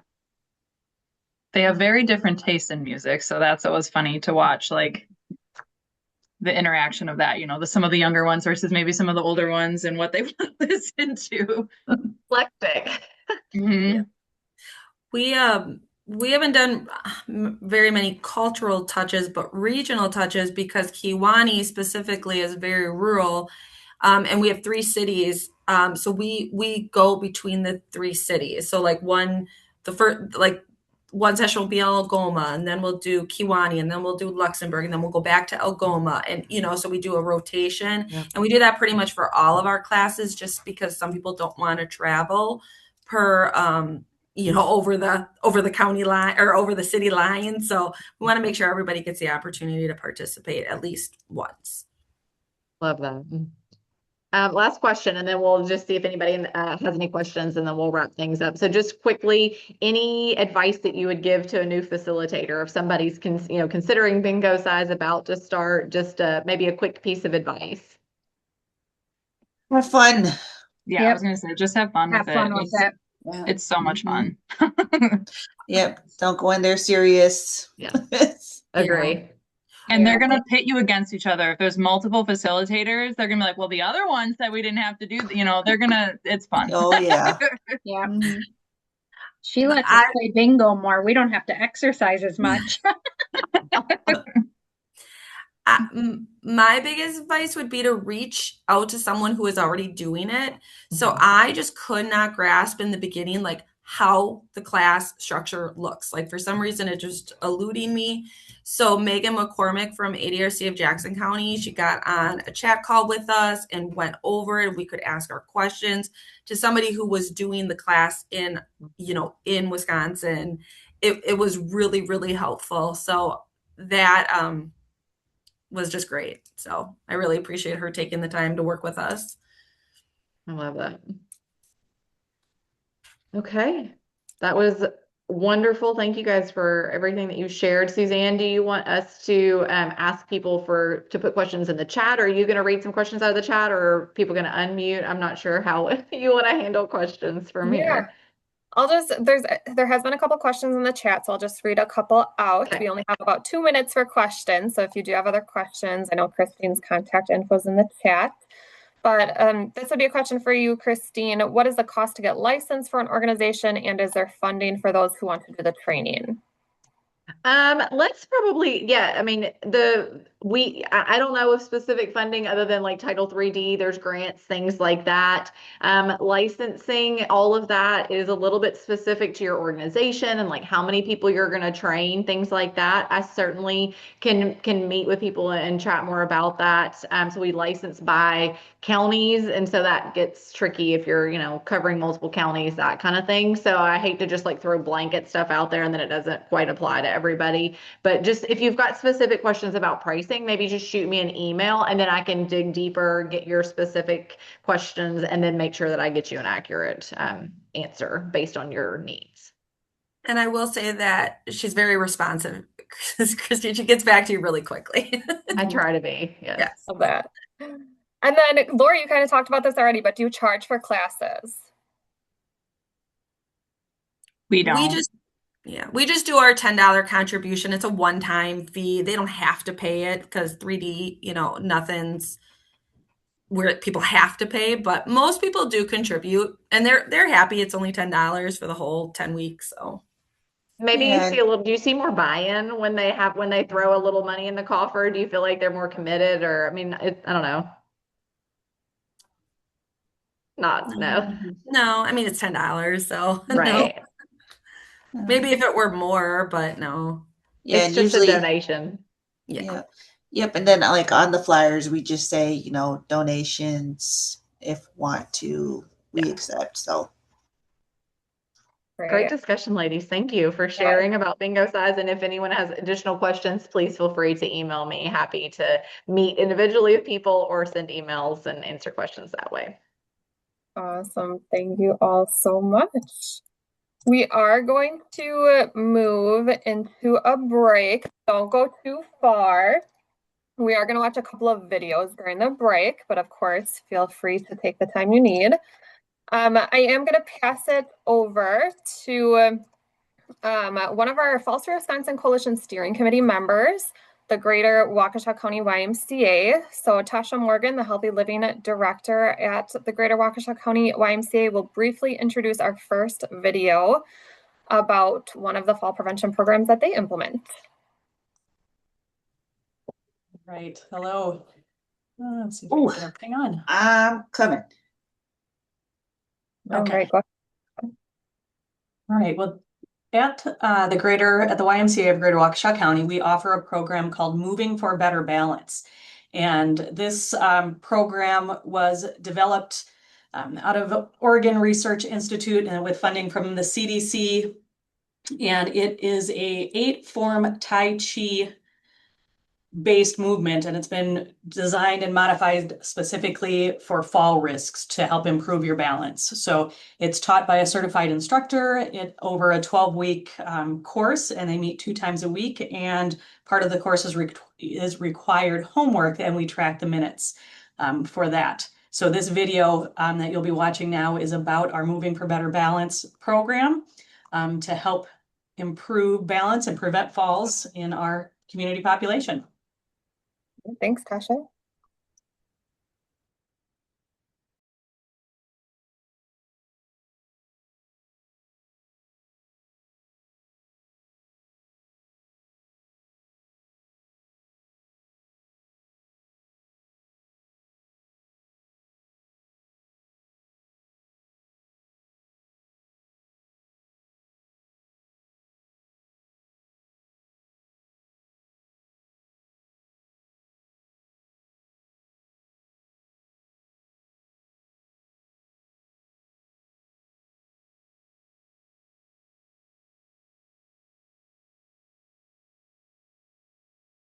Moving for Better Balance is a Tai Chi based evidence proven program that helps people feel stronger, steadier, and more secure, and hopefully will help reduce your risk of falling.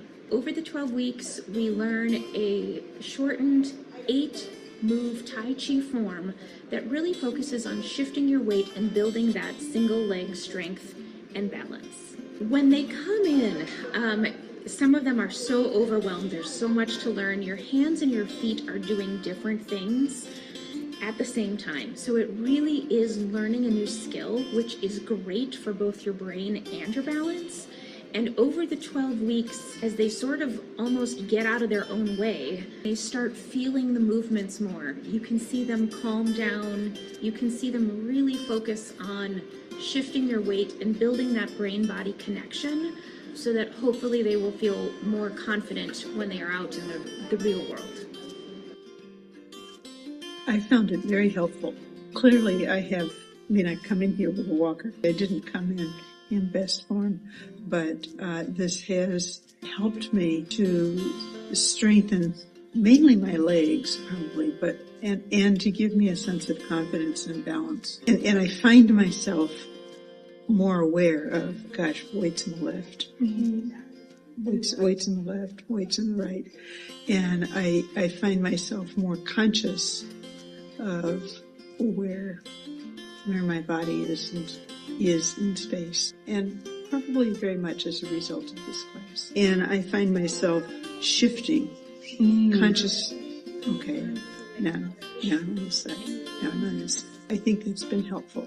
People often come to the Moving for Better Balance program either having had a fall or they're afraid of a fall. Notice their balance not what it used to be. So what happens is a lot of people tend to do less because they're afraid of falling, which in the long run negatively impacts their balance. So by coming to class, by having a safe place where we have steady chairs and a nice solid floor, good lighting, we practice slowly shifting our weight from side to side, and they can really spend time building that brain-body connection. They get more confidence so that when they are out in the real world, they don't completely give up on the things that they love.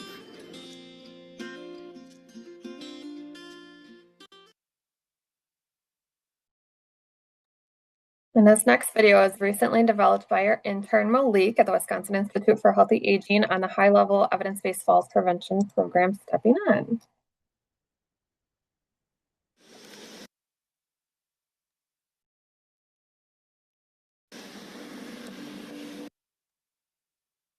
My name is Candy Hoyt, and I am a Stepping On peer facilitator. I'm Lori Trice, and I am an Oak Creek resident and a two-time alumni of Stepping On. It's such a great class, I took it twice. I had a series of falls. I wound up in rehab for 5 weeks. After I got out of that, I vowed nothing would ever stop me again. For me, it seemed really important because having had a stroke 11 years ago that paralyzed my left side, I still have considerable left side weakness and imbalance. And all I could think, I've got one working hand. It's my non-dominant hand. If I fall and this hand is disabled, I need 100% care. I wouldn't be able to do anything myself. So I felt that anything I could do to learn how to balance or strengthen would be really valuable for just living out my life, you know, and enjoying my independence. That was important to me, so. Falls can happen to anybody at any age. But as we go along in life and age in life, we just have to learn how to think about making the changes. I've made changes in my cabinets and no throw rugs and just little bitty things. I've never had a class where I haven't learned something new. All the guest speakers they bring in from the community, I mean, we're talking about from the pharmacist, the policeman. There's so much valuable community information about safety and about opportunities and things that we can take advantage of in the community that you wouldn't hear anywhere else. I've gained lots of opportunities because of being a peer facilitator. I've been able to work with Wisconsin Institute of Healthy Aging. I've been part of the Milwaukee County Fall Prevention Coalition. I've made lots of great friends. I have lots of great contacts. And it's a chance for me to keep on learning and to impart the wisdom that I've gained through my lifetime to other people. I've gained confidence. Confidence from the exercises that I can stay upright on my feet. And if I'm outside on uneven ground, I have new strategies that keep me balanced to make sure that I can get back in the house. But that confidence gives me that foundation that I feel like I need to do other things, to stay active, to stay healthy. But it's not just about getting up in the morning and going through all of the exercises. I can do my sidestepping as I'm going back my long hallway down to the bathroom, sidestep one way, sidestep the other way. When I go to my stairs, at the top of the stairs, I can do my balance exercises. When I stand at the cabinet and reach high for a measuring cup, I can do my toe and heel lifts. So I spread it out. I kind of like habit stacking. So I associate doing one of the exercises with a habit that I have to do anyway. So it's made it more enjoyable and more consistent. There was another lady. She was a friend of mine, and she came to our class. And she, watched the demo of how to get up from a fall and how to remain calm. And one day, years after this, she called me and she said, "I have a story for you." I said, "Yeah, what's the matter?" She said, "Well, I had a fall." And I said, "Oh, no." And she said, "No, here's the really good part." She said, "I could hear Melissa's voice in my head, telling me every step to take and how to get up. It's not like you need to be at a certain fitness cardiovascular level to take the class. You don't have to have been able to even walk 10,000 steps a day. It's not like that.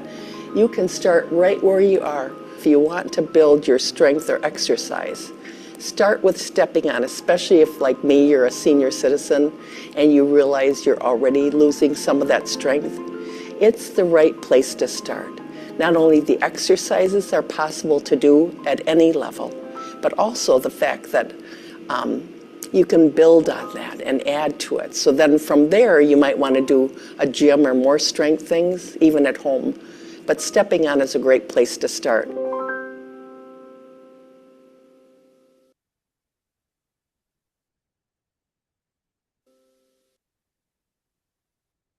All right. Well, thank you for taking a little break and watching some great videos to promote some health promotion programs. We are right on track for our agenda, and I'm happy to introduce Pam Van Kampen and Christy Cooley, who are going to talk about nutrition and falls prevention. So Pam and Christy, whenever you are ready. Awesome. Thank you so much, Susan. Can you hear me? Yes, I can. Wonderful. So thank you. We are delighted to be joining you today. Just one second. Let me get rid of thing here because I hear an echo.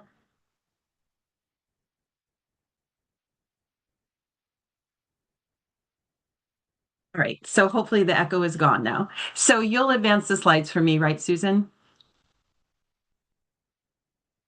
Or am I sharing my screen? Yep, I will. Okay, beautiful. So again, thank you for giving us the opportunity to present. Christy and I are both registered dietitian nutritionists working for the Greater Wisconsin Agency on Aging Resources, or GWAR. We have the privilege of working with 70 counties and 11 tribes throughout Wisconsin. And we believe that nutrition is the foundation of good health and plays a vital role in reducing the risk of falls. Next slide.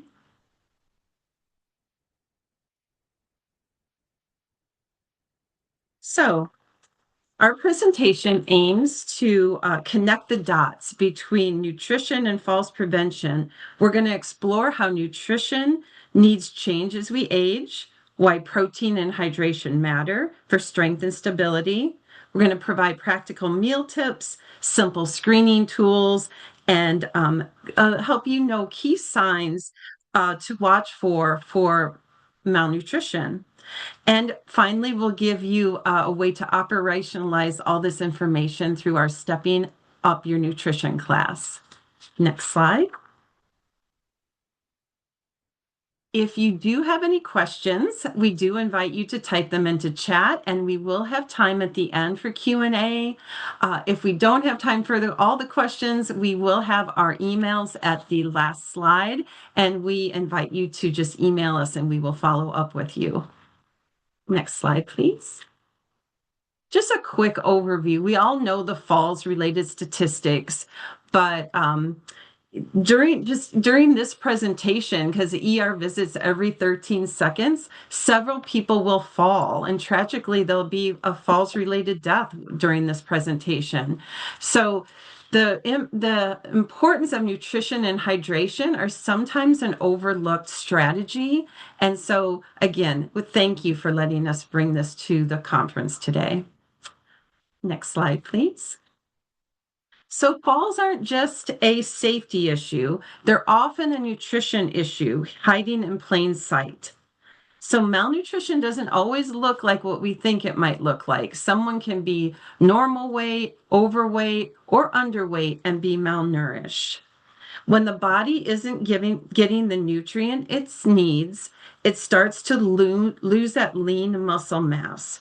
And that leads to weaker muscles, reduced strength, and the higher risk of falls. So poor nutrition also slows our healing and recovering, making it harder to bounce back after we had a fall or an injury. And the scope of the issue is significant. Up to 1 out of 2 older Americans is at risk for malnutrition. The numbers are higher for hospitalized patients. Up to 60% of older adults can develop malnutrition, and those in a long-term care setting can be 35 to 80% of those can have malnutrition. So malnutrition doesn't just happen for one reason. It's often a result of multiple overlapping factors that we'll explore on the next slide, please. So as you can see, this spells out malnourished. These are all root causes of malnutrition. And we want you to see how the dots connect across, because often it develops slowly over time. And if we're not looking for these issues or not aware of them, it can lead to very poor outcomes. So medical factors like medications and their side effects, or having a chronic illness or hospitalization, or physical changes such as a reduced appetite as we get older, or loss of lean body mass in general, or swallowing and chewing issues as we age, or our ability to smell and taste food, or we might just get exhausted from our chronic conditions and not be able to prepare the foods, or we might get depressed from various things happening in our life and around us.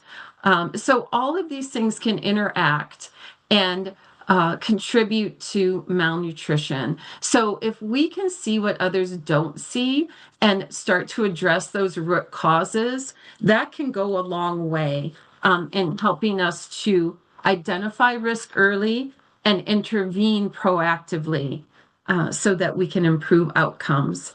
There is an excellent 5-minute animated video that kind of summarizes all these root causes.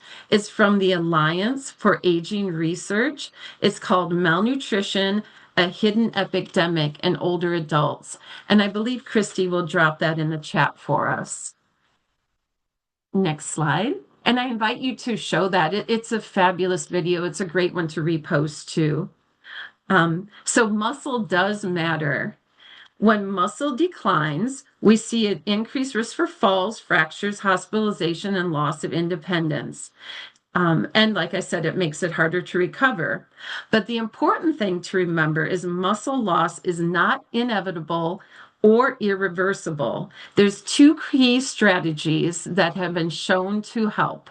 That's adequate protein intake and exercise, specifically resistance or strength training exercise. Those things can stimulate muscle preservation and growth.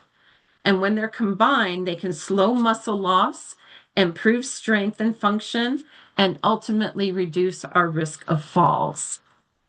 Next slide, please. You might have heard of this word, sarcopenia. Sarcopenia is often unrecognized. It means it's a gradual loss of muscle mass or strength, and it's a key driver for age-related decline, and it increases our risk of falls and injuries. And it directly impacts our strength, our balance, our mobility, and our reaction time. All are critical when we're trying to prevent falls. Sarcopenia can also develop quickly. So for example, if someone is hospitalized or has an acute illness, and they have a poor appetite, they are not moving and doing any exercises, they have inflammation from the illness, because our body's trying to recover from those illnesses, it starts breaking down protein and muscles at a faster rate. And I've seen this firsthand in myself and with my dad. And I think some of you have also seen it firsthand. It takes a short time. It can just take a few days to start to lose muscle mass. And within 1 to 2 weeks of inactivity, it can significantly impact you. So for example, my dad was in the hospital for 3 weeks with very critical illness. And luckily he recovered, but he was active and mobile before he went in. When he left, he had to use a walker, but thankfully, just after a few weeks of rehab, he was able to regain his strength. He's still working on regaining that muscle and that weight he lost, though. Next slide. So how can we kind of screen for sarcopenia?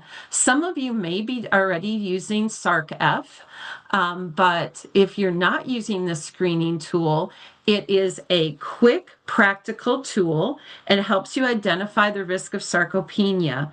It's free, it's easy, it requires minimal training. It looks at 5 key indicators: strength, ambulation, rising from a chair, stair climbing, and that history of falls.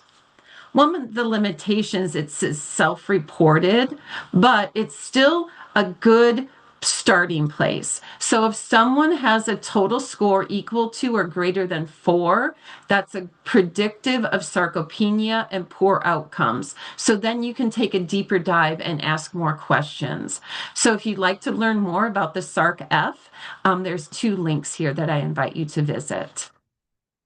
Next slide, please. This statement is a nice summary of why proper nutrition is a foundational part of falls prevention. We're going to take a deeper dive into protein and hydration and some practical tips in a few moments. But first, we're going to step back and take a look at the bigger picture of how nutrition needs evolve as we age. So I'm going to hand it over to my beautiful coworker, Christy Cooley, to take it away. You, Pam. I just want to verify that you can all hear me, correct? Yep, I can Yes, hear Christy. you. Yep. Perfect. Thank you. Again, this statement summarizes why proper nutrition. Oop, I'm 1 slide behind.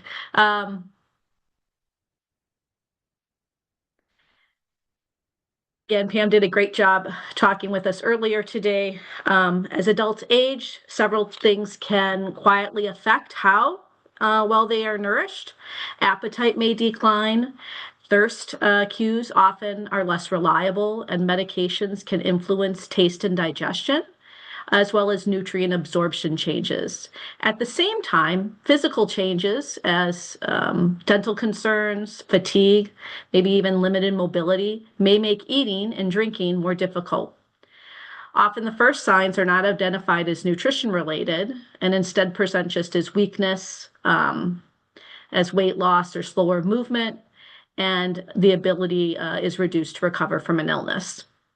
These early changes can significantly increase fall risk if they are not recognized. And so this is why looking at meal patterns is really important. So rather than thinking only about what is on one's plate, I'd like us to think about, instead of just what the food that we eat, I'd like to think of it as function and independence. Consistent, balanced meals help support strength, steady energy, bone health, and recovery. When meals are skipped or intake is inconsistent, we often see reduced endurance, increased fatigue, and a decline in their physical function over time. Supporting regular intake throughout the day can make meaningful differences in keeping your mobility. So one of the most important nutrients to support that is protein. And I'm sorry, I should have told you next slide, next slide, next slide. That is my bad. Is that where we're at? Sorry, I apologize. I forgot I'm not running the slide deck. So again, this is where nutrition most directly impacts with mobility and injury prevention. Protein is essential for preserving lean muscle mass, which again directly affects that balance, the gait stability that we talked about earlier, and the ability to recover from a loss of balance. Beyond muscle, it also supports fullness, which is important to achieve consistent intake for one older adult who again may be eating smaller meals. Protein also plays a key role in their immune function, helping the body respond to illness and infection, tissue repair after a surgery or a fall. There are often changes that we first see: reduced endurance, slower recovery, difficulty with the transfers, or that general decline in overall strength. So I'd like to take a little bit more of a deeper look into some protein-rich foods that support muscles. Next slide. So leucine is one of the key amino acids that help stimulate muscle protein synthesis. It's the body's process for maintaining and rebuilding that muscle tissue. Including foods rich in leucine can help support strength, especially during aging, recovery, and that periods of reduced mobility. The goal here is to think about realistic food choices that fit into everyday meals and snacks. On the slide that you're seeing, you can see a few examples. Knowing what foods help is only one part of the picture. The next question is how much is needed? Next slide.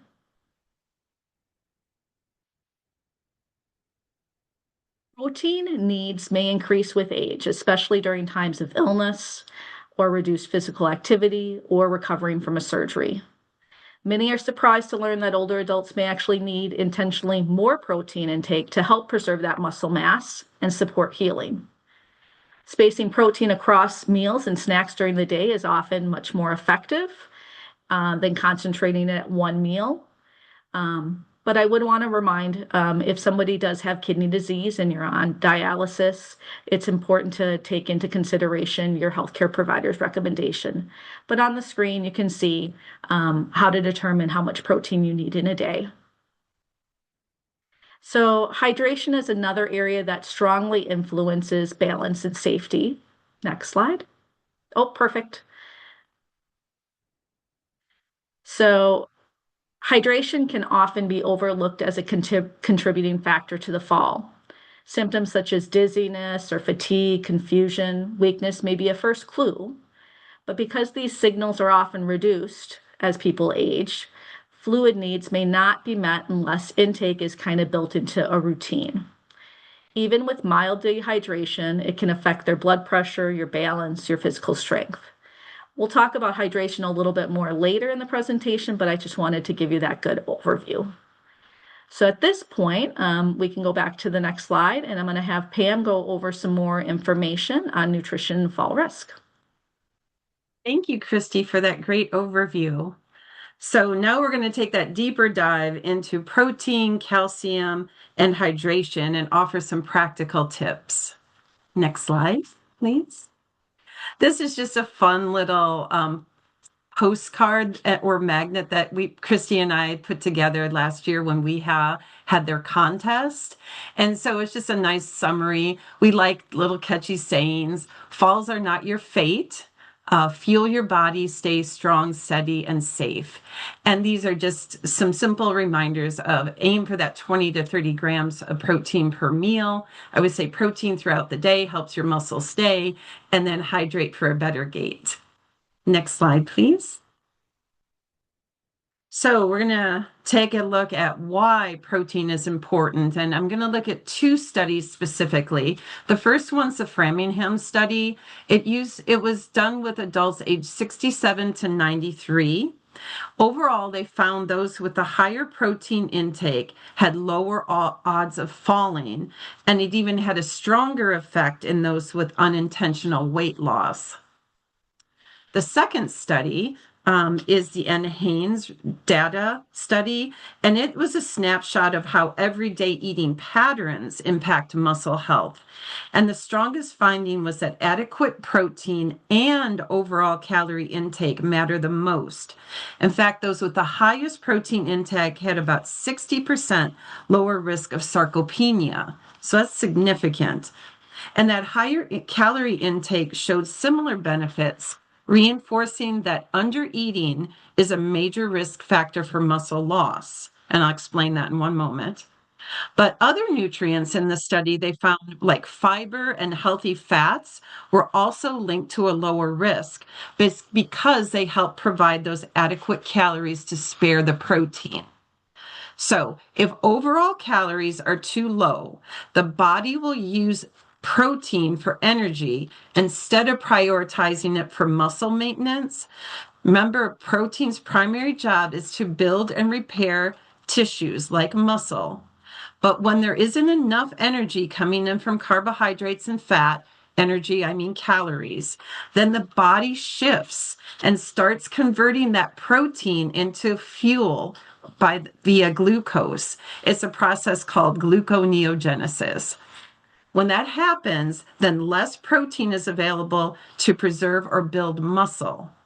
So for older adults, well, anybody really, but especially for older adults, it's especially important to remember, even if they're eating a high protein intake, if they don't have enough calories, they can still lead to muscle loss. Illness, stress, inflammation, hospitalization can further increase our protein needs while also increasing our calorie needs. Our metabolism raises. And the combination of those things accelerates that muscle breakdown and contributes to weakness and falls risk. That's exactly what I said was happening with my dad, and you've probably seen happen with others in your fields as well. So the bottom line is protein helps us protect muscle, but it can't do its job well without enough total calories. You need both adequate calories and protein to maintain strength and function. Next slide, please. So when we think about protein intake, it can be like, where am I getting this protein? Protein's so expensive. Protein's hard to chew. Protein's hard to prepare, because most of us think about meat. Well, there's other protein sources out there. And I like to do 2 tablespoon comparisons, because I always encourage people, if you can just add 2 tablespoons of additional protein by protein layering, that will make a big difference. So the first one, cottage cheese, is a leaner source of protein. That means it has lower calories. So if you're someone who is getting enough calories, but you want to boost your protein, cottage cheese is really versatile. It's a great thing to add. Cottage cheese is kind of a hot thing right now. I saw cottage cheese pancakes recently as a recipe, and all sorts of cottage cheese recipes that I invite you to Google. It's fun. Cottage cheese has as much protein as Greek yogurt, and some older adults don't like Greek yogurt, so cottage cheese can be a real win for them. The other thing is nut and seed butters. Now, if you need more calories to spare that protein, nut and seed butters added to different foods is a great way to go. You can stir it into like your oatmeal. This picture here, it's stirred into a vanilla or plain Greek yogurt. Then add cinnamon. You can add honey if you're having a plain version if you like. And then just have it as a dip with healthy nuts, fruit, veggies. Eat it on your own if you want. I've even seen people put this on a cake as as icing, pardon me, to boost the protein in the cake.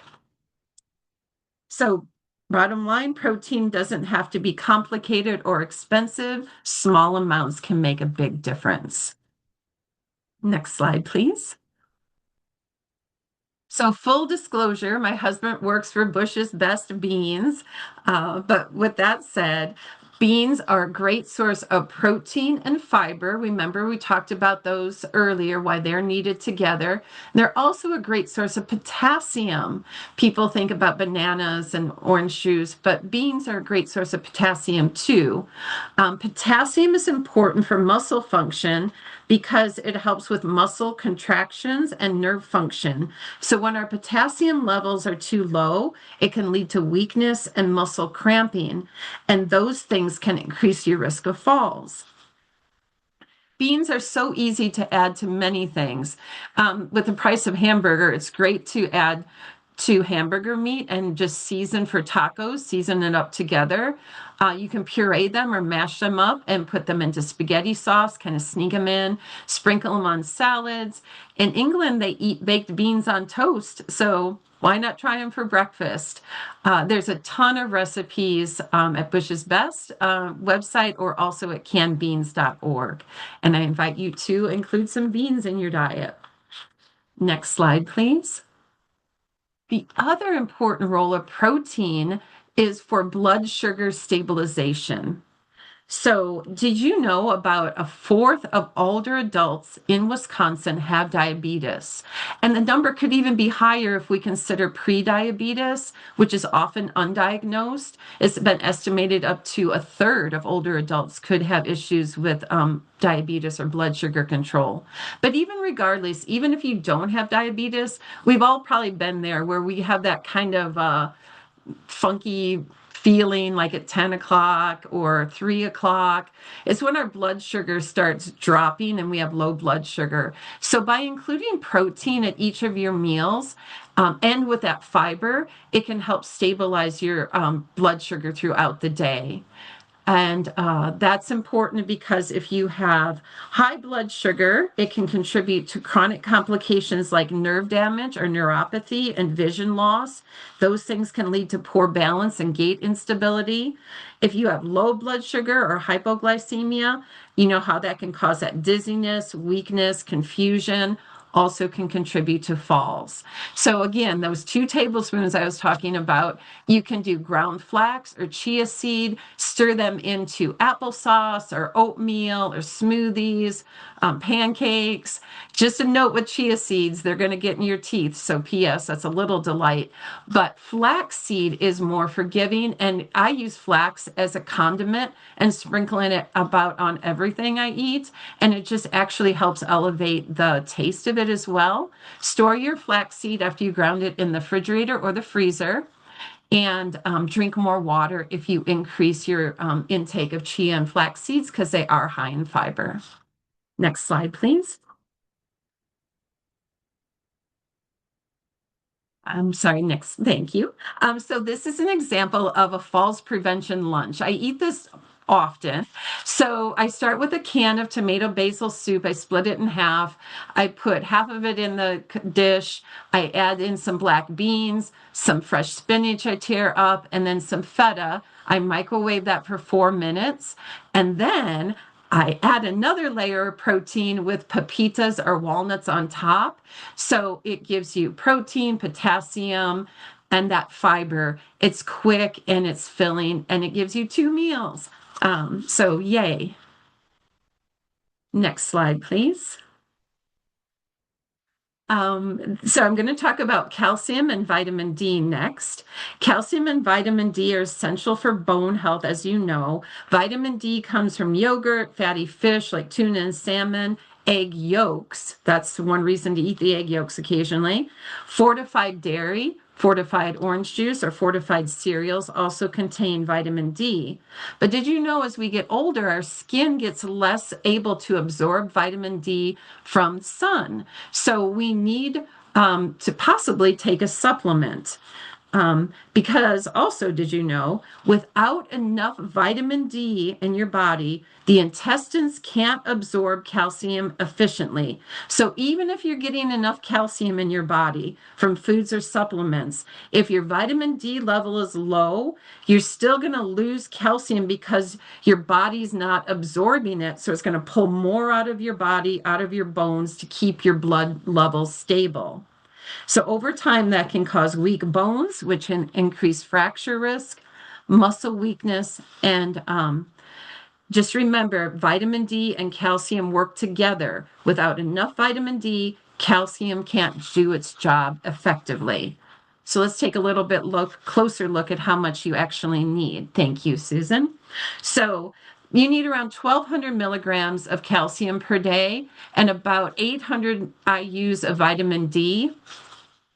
Now, with calcium supplements, it's generally recommended to take them with food because that will help increase the stomach acid to help it break down, the calcium to break down in your stomach and be properly absorbed. If you like Tums, the reason Tums are a good source of calcium carbonate, and calcium carbonate does need to be taken with food. If you're not a big eater and you want to take your calcium supplement without food, then you should use calcium citrate. And that's also a good source if you have low stomach acid. And that can be common for people as we age, or if you have chronic stress, or if you eat a high diet in processed foods. So don't take your calcium, though, with iron supplements because it can inhibit the iron uptake. And so when I said 800 IUs is a recommendation for vitamin D, there's a lot of research that says that's not adequate. So the best way to know how much vitamin D you need is to ask your healthcare provider to check your 25 hydroxy vitamin D level. Once you check that, Then they'll know how much supplement you need. Some people need 1,000, 2,000, 5,000. It just depends where you're at. So get that level checked. I personally take 2,000 IUs a day because we live in the part of the country where we don't get enough vitamin D from the sun between October and April, and I am over 60. So next slide, please. Just one more note about calcium and vitamin D. Here's some ways you can pair it together. You can use milk or fortified plant milks in your oatmeal, soups, or smoothies. You can substitute plain yogurt for sour cream in recipes or on your potato. Eat those bones in that canned salmon. Eat fatty fish. Make a little yogurt parfait, put that cheese on that apple pie. And your mom was not wrong when she said, drink your milk with your sweets. It gives you some protein with your carbs. And if just an aside, if you want gut health, look for live active cultures on the yogurt label. All right, next slide. I was talking about some people need more calories. So this is a simple recipe for a high protein, high calorie milk. In general, 2% milk will give you about 120 calories and 8 grams of protein. But if you do this simple recipe, that more than doubles it. You'll be up to 290 calories for that same amount of milk, 8 ounces, and 18 grams of protein. So even that on its own is a win for people that need more calories and protein. But if you want to even bump it up a little bit more, this link here is to the website Food Hero, and you could pair 1 to 2 of these protein cranberry oatmeal energy balls. They're no bake, they're easy to make. And if you had your glass of milk and 2 of those protein energy balls, you'd be up to 470 calories and 25 grams of protein. So that's a simple meal that gives you that 20 to 30 grams of protein that you need. And finally, the next slide, and then I'm going to hand it over to Christy. We do have this handout on our website. It's if you Google Nourished Up, it should come up. But we have a website called Nourished Up, and at the bottom of the page, there's lots of resources. But this is a nice handout to show you some practical meal tips to get 20 to 30 grams of protein throughout the day. And I'm going to hand it back over to Christy to talk about hydration. Thank you, Pam. Appreciate all of that information. So I'm going to cover hydration. Earlier, we talked about hydration as a risk factor, but I want to build on that. Even mild dehydration does not just affect physical symptoms, it impacts the cognitive function as well. Studies show that as little as 1 to 2% actually of fluid loss can affect attention, reaction time, and short-term memory. Those changes can directly impact safe movement and decision making. And over time, chronic low fluid intake can also contribute to fatigue and reduced overall function. But there's good news. There are simple, practical ways to support hydration throughout the day. Next slide.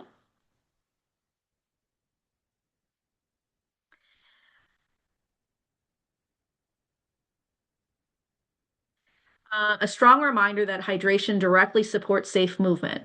Adequate fluid intake maintains that blood volume, the joint lubrication, and muscle function, all of which contribute to that balance and that walking stability that's so important. When hydration is poor, gait may become slower or less steady, which can increase that risk of the fall. Good news again is that there are practical ways to help improve that fluid intake, no different than there are ways to remember that we need to do that. So next slide. So staying hydrated helps with balance, focus, and energy. Building hydration daily into the routine rather than relying on thirst alone is really important and a key. Pairing fluids with meals, with their medications. Nope, back 1 slide, please. Yeah. Because again, it just makes us lead into make sure that we have fluid throughout the day by doing that. A few slides. Can you go a slide back? Thank you. Sorry about that. I keep automatically going. No, that's okay. So we did that one. So you can go to the next slide then. So again, foods can contribute significantly to hydration, especially for individuals who do not enjoy drinking water. That's really important.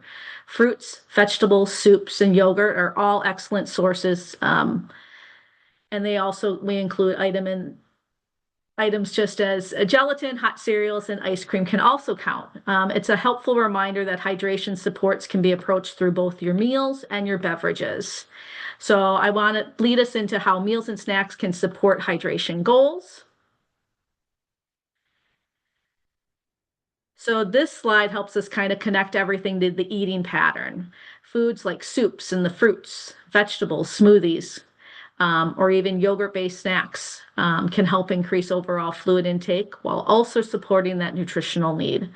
It's often a practical strategy for those who have difficulty remembering to drink throughout the day. In fact, that slide that you're looking at right now that gives examples of hydrating meals and snacks, most of the foods on that list are 85% water content or higher. So that's really important, and an easy way to get it in is not only with the foods that you eat, but it's the fluids that you have in those foods. So another important factor that can affect hydration that I think it's important for us to be aware of is alcohol use. Next slide.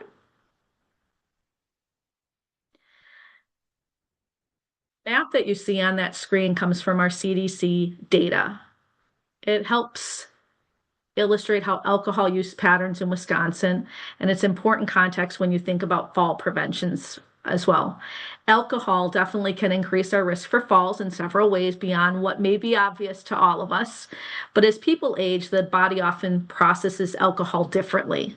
So the same amount that once might felt manageable to an individual may have a stronger effect on them. So it can slow their reaction time, it can impair their coordination even further, and it can affect their balance, all of which will likely lead to a fall. Another important consideration is the interaction with the medications that individuals taking, especially those that may affect their blood pressure, their sleep, their pain, and their mood. The combinations can further increase dizziness and instability, which is why it's important to encourage conversations with the provider or pharmacist when alcohol is part of an individual's dietary habits. So these everyday factors all reinforce why small nutrition and hydration habits matter so much, and that prevention is key to preventing falls. Next slide. This slide brings everything back to practical prevention. Small, consistent habits, regular meals, adequate protein, hydration, and nutrient-rich snacks, which Pam gave us lots of good examples in the segment before me. Those all will impact our strength, our energy, and our recovery. They are simple messages, but they can be reinforced across the healthcare, our communities, and aging service settings. From here, we're going to move into screening and referral and identify some concerns we had earlier. Next slide. Thank you so much, Christy. And I'm just going to talk about these briefly so then we can get to the Stepping Up Your Nutrition class. I invite you to click on these links if you're looking for a screening tool. The Mini Nutrition Assessment short form is a great malnutrition screening tool. The Frail Scale helps you with the physical and other health-related factors, and it's great for the community setting. And then the Clinical Frailty Scale is also a delight. And the next slide, please, Susan, I'll show you that one. This is a clinical frailty scale. The reason I like it is twofold. I love the pictures that really helps kind of identify which level they're at. And it also includes scoring adjustments for people with dementia. You do need permission to use this, and you can request permission at the link that's on the slide. Next slide, please. We in the Elder Nutrition Program for Wisconsin, we screen for food insecurity using the Hunger Vital Sign 2 questions. And next slide. We also use the malnutrition screening tool. This one's also great because it's simple. It just looks at your recent weight loss in the last 3 to 6 months without trying to lose weight. And it also looks at your appetite. And a score of 2 or more means you could be at risk. And then we can follow up. Next slide, please. The important thing to know is whatever screening tool you use, you should have a simple pathway of what you're going to do with that information. So this one just shows if they're food insecure, yes or no, we're going to do this.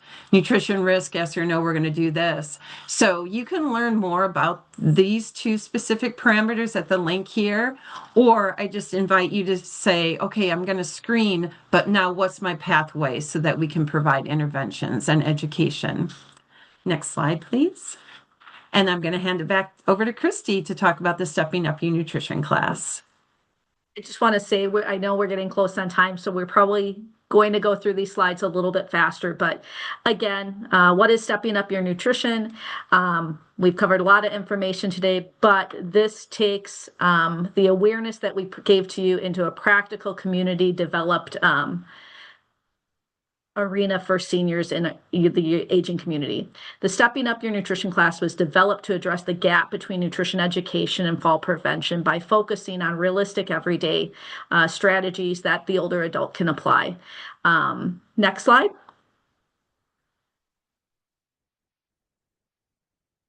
So again, I just want to mention that this work, it was developed through a collaboration between the two agencies you see on there, the Maintaining Active Citizens and the Maryland Department of Aging. And then Wisconsin did adapt it further from there, but we want to give credit where credit is due. So next slide. So about the class, it's again designed to be practical and engaging experience for them instead of a traditional lecture. It's usually offered as that one-time session, but there is some flexibility to offer it in either 2 shorter sessions, or it can also be virtual. There is a structured curriculum that we follow that focuses on interaction and discussion, and participants have the opportunity to explore conversations within that. One of the strengths of the class is how it supports behavior change. So next slide. So again, what they're going to learn is concepts that we talked about in our whole session with you today, but this is going to be person-centered for them. Participants, again, learn how nutrition directly impacts their fall risk with a focus on why muscle and health matters and how to support it through everyday choices. There's also a strong emphasis on practical strategies to increase both protein and fluid. During the class, the individuals will also complete another screening tool called the Screen 14. And if Pam might put that in the chat for us as well for you. And then they use that information to develop a personalized action plan for themselves that they take and leave the class with. This approach, again, moves beyond information and more into an action, whereas where we all know that change really happens. Next slide. So here's just a snapshot. We just want you to really understand that the class is really engaging, it's interactive, it's social. Who wouldn't want to be part of such a fun environment? So I'd like to also share how you can get involved and bring this to your community. Next slide. Perfect. Interested in becoming. So if you're interested in becoming a Stepping Up Your Nutrition leader, the first step is getting access to the GWAR external SharePoint, which houses all of our program materials and training. Some of which we talked about in the chat already today, and maybe some of you are asking for some of those resources, but you need to get access first. Once you're in there, you'll click on those few links and go through the training materials. The training is no cost to you. And we'd like you to also send an email to Pam Van Kampen with GWAR to let us know that you're interested and you're going to be starting the process to become a SUN leader, because we also do some Stepping Up Your Nutrition leader calls a few times a year. So we would invite you to that if you end up becoming a leader. So again, it's a great opportunity to bring nutrition more intentionally into fall prevention efforts with your own programs and your communities. Next slide. So at this point, I'm going to pause and have Pam take herself off of mute as well. And we'd be more than happy to kind of review the chat if there's anything in there and see if there are any questions. And I apologize, we do have to move on. So if you do have any questions, feel free to drop those in the chat and we can always email those to Pam and Christy afterwards, or I see their contact information on the screen as well.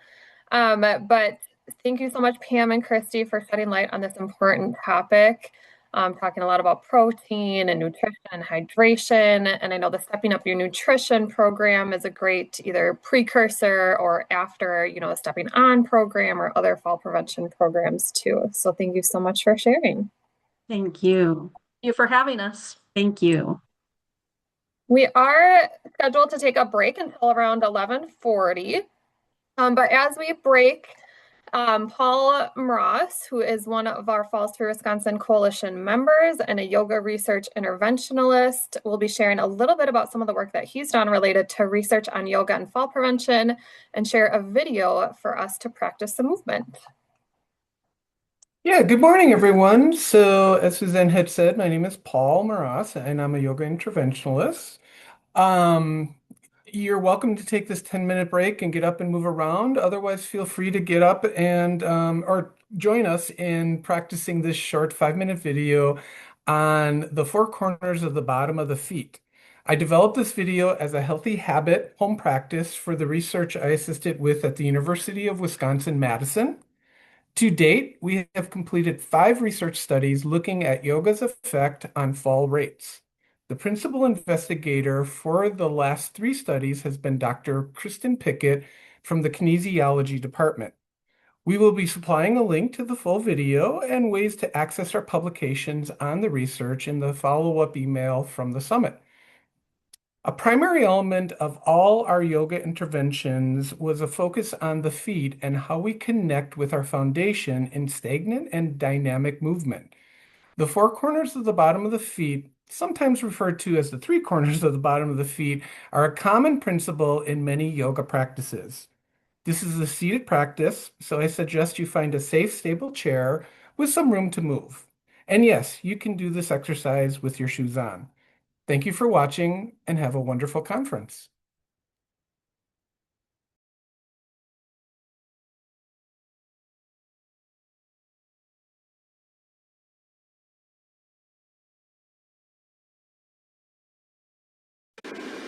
Hi everyone, this is Paul, and today I wanted to talk to you about moving your feet.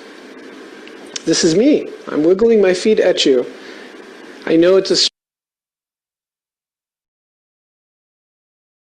strange camera position, but I wanted to show you some of the different things that we're doing with our feet during the class, and this might be a great practice for you to do at home.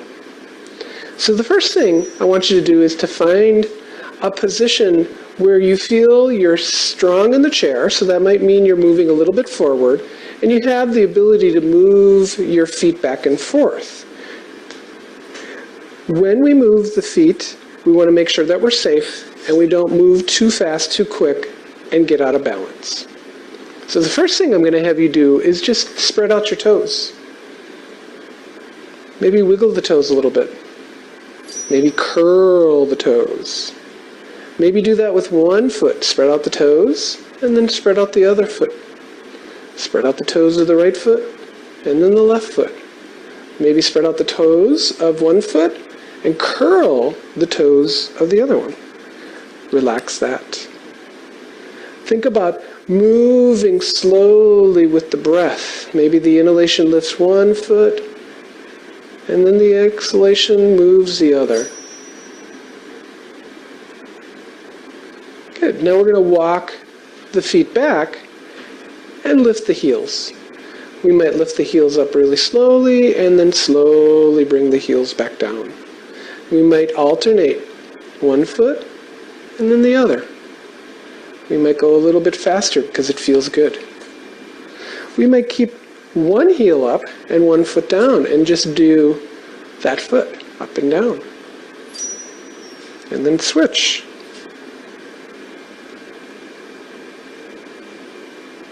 Good. Bring both feet flat and just pause. Notice what you notice. Notice if there's a shift of your awareness to the bottom of the feet. Now see about extending your foot a little bit farther forward and lifting the toes up. Maybe point the toes down and point the toes up. Just keep moving slowly, gently, and then switch. Bring the other foot back and bring that foot forward. And do the same thing. Lift the toes and lower the toes. Good. Bring that foot back. Now maybe not go as far with both feet forward, and see if you can lift both feet up and just windshield wiper the feet back and forth.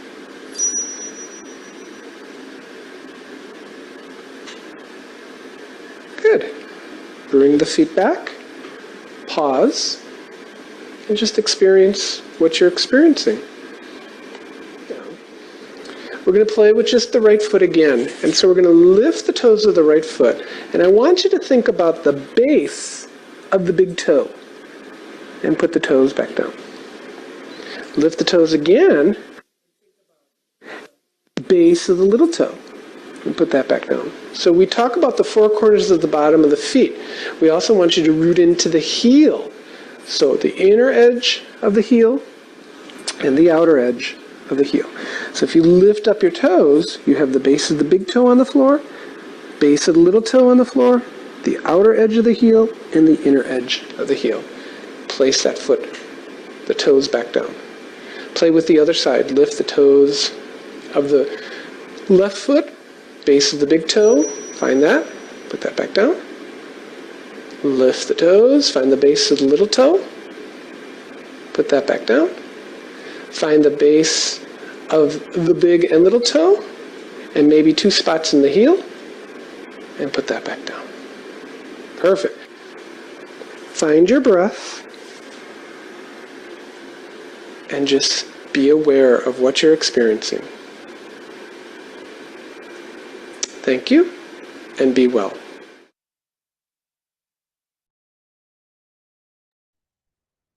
Thank you, Paul, for sharing that great resource and a little fun activity for our break.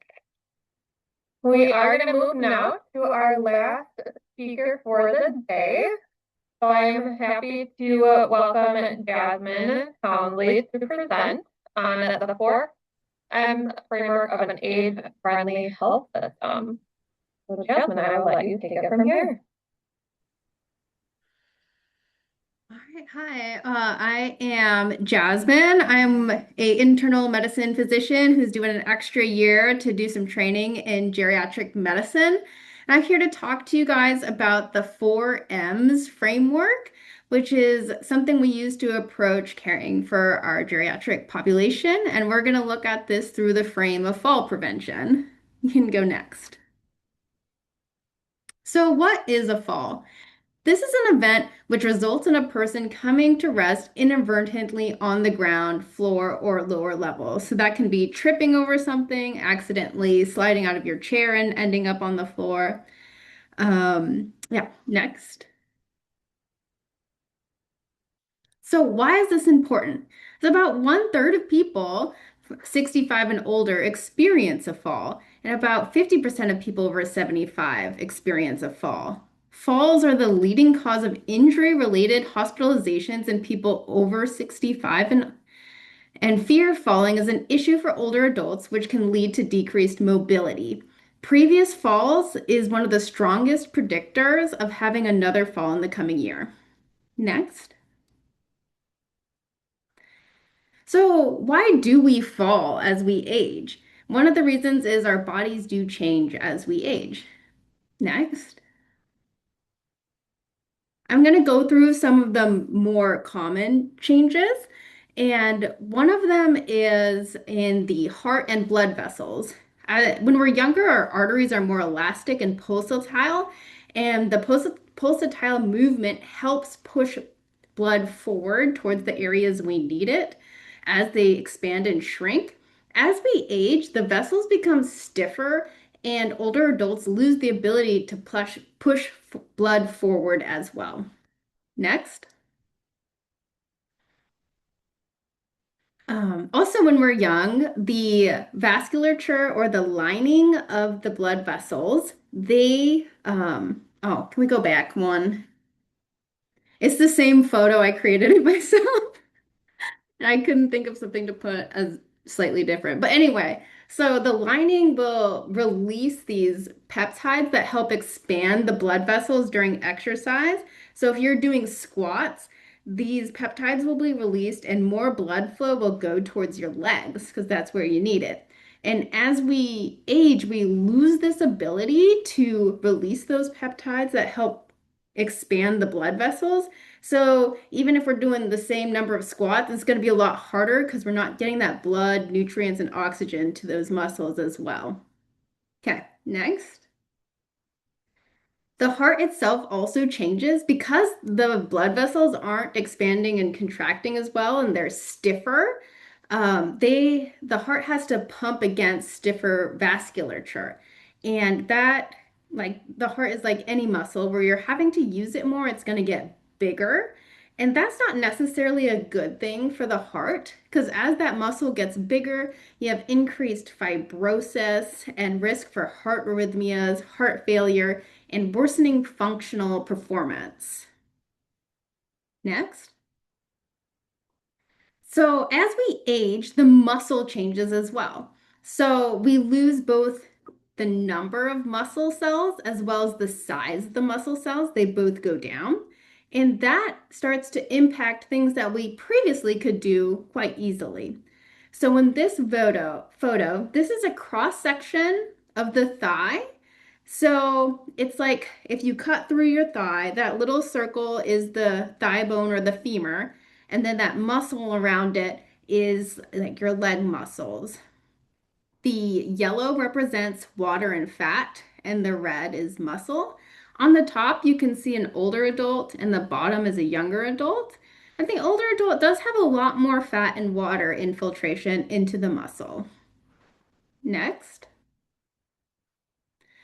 So when you're using your muscles and bearing weight, it also helps build and maintain your bone density.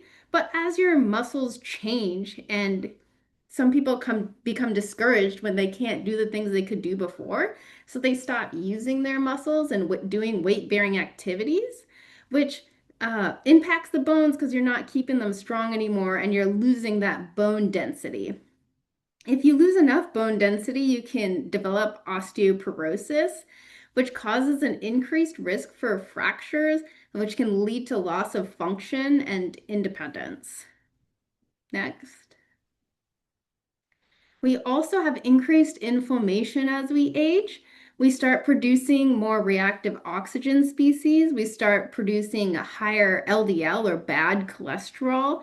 And that gets in, like we saw in the photo, it gets inserted between the muscle fibers. And as we accumulate fat, this can worsen diabetes, hypertension, high cholesterol, and other chronic conditions that we obtain as we age. Next. How does this impact life? This is an incredibly frustrating process. People get really discouraged because things that they could physically do quite easily becomes a lot harder. And fear about doing these tasks further increases loss of function, which can lead to depression, higher care needs, and worsening quality of life. Next. So this is kind of a more complicated photo about other things that impact older adults and why they fall more. And I think a better way to approach this is the 4Ms approach. So we'll go to the next slide. So this is the framework we use in our clinic and a lot of age-friendly health systems use to approach caring for older adults because as we know, it's not just one thing that can cause an issue. We have to look at the whole person. And I think this is a fantastic way to break things down and make sure that we don't miss anything when it comes to caring for our older adult population.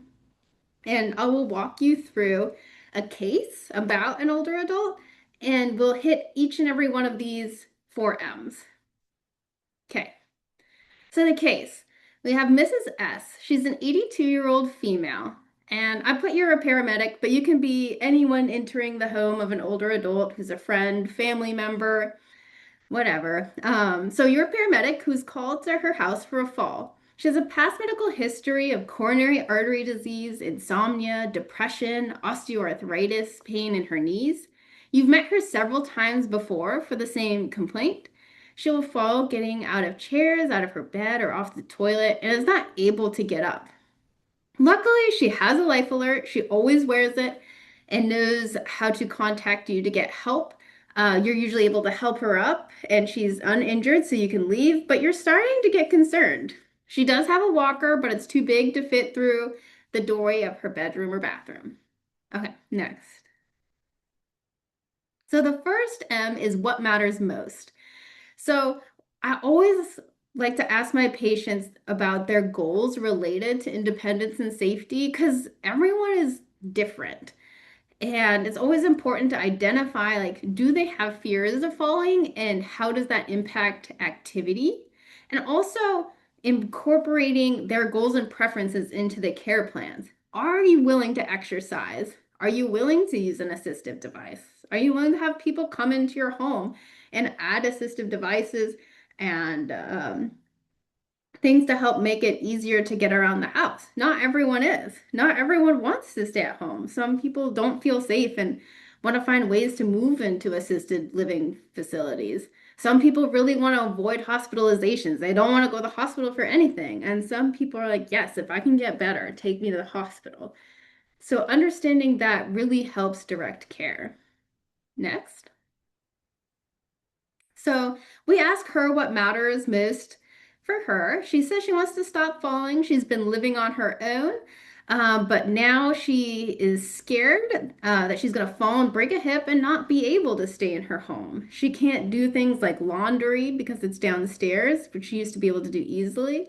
She's scared to exercise because she doesn't want to fall while exercising. And she is willing to have people come into her home and help install adaptive equipment as well as perform tasks she can't do herself. Next. Medications. And I saw that you guys have a talk about this tomorrow, so I won't belabor it, but it is a huge part of what I look at when someone comes in for a fall. Have any new medications been started that correlate with when the fall started? Are these medications prescribed at the appropriate doses? Because safe dosages do change as we age. And I always want to empower patients and loved ones to talk to their doctors and pharmacists about their medications and the dosages that they're on. Next. So you notice that she has some pills out on the nightstand. She gives you permission to go through them. You find Tylenol PM, which is like a pain and sleep medication, oxybutynin for bladder spasms, losartan for her blood pressure, sertraline for depression, lorazepam for anxiety, oxycodone for the pain in her knees, atorvastatin and aspirin for her heart.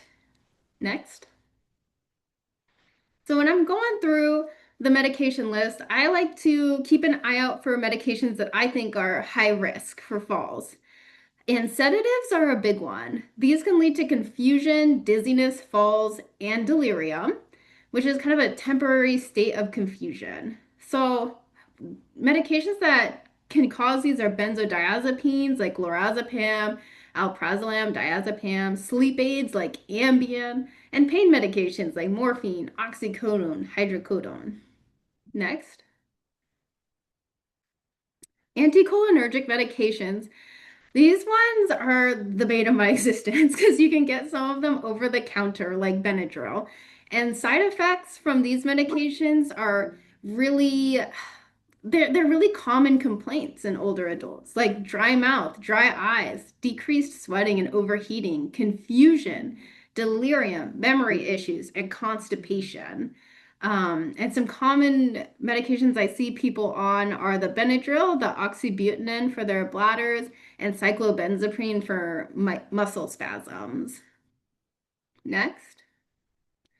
Blood pressure medications. If these aren't at the right doses, they can cause orthostatic hypotension, which is when you get dizzy, like going from sitting to standing or bending over to standing up. And that can lead to falls if these aren't at correct dosages. Next. So there are a couple tools that I use to talk with patients about these, and one of them is the anticholinergic burden calculator. So we talked about some of the anticholinergic side effects like dry mouth, dry eyes, confusion.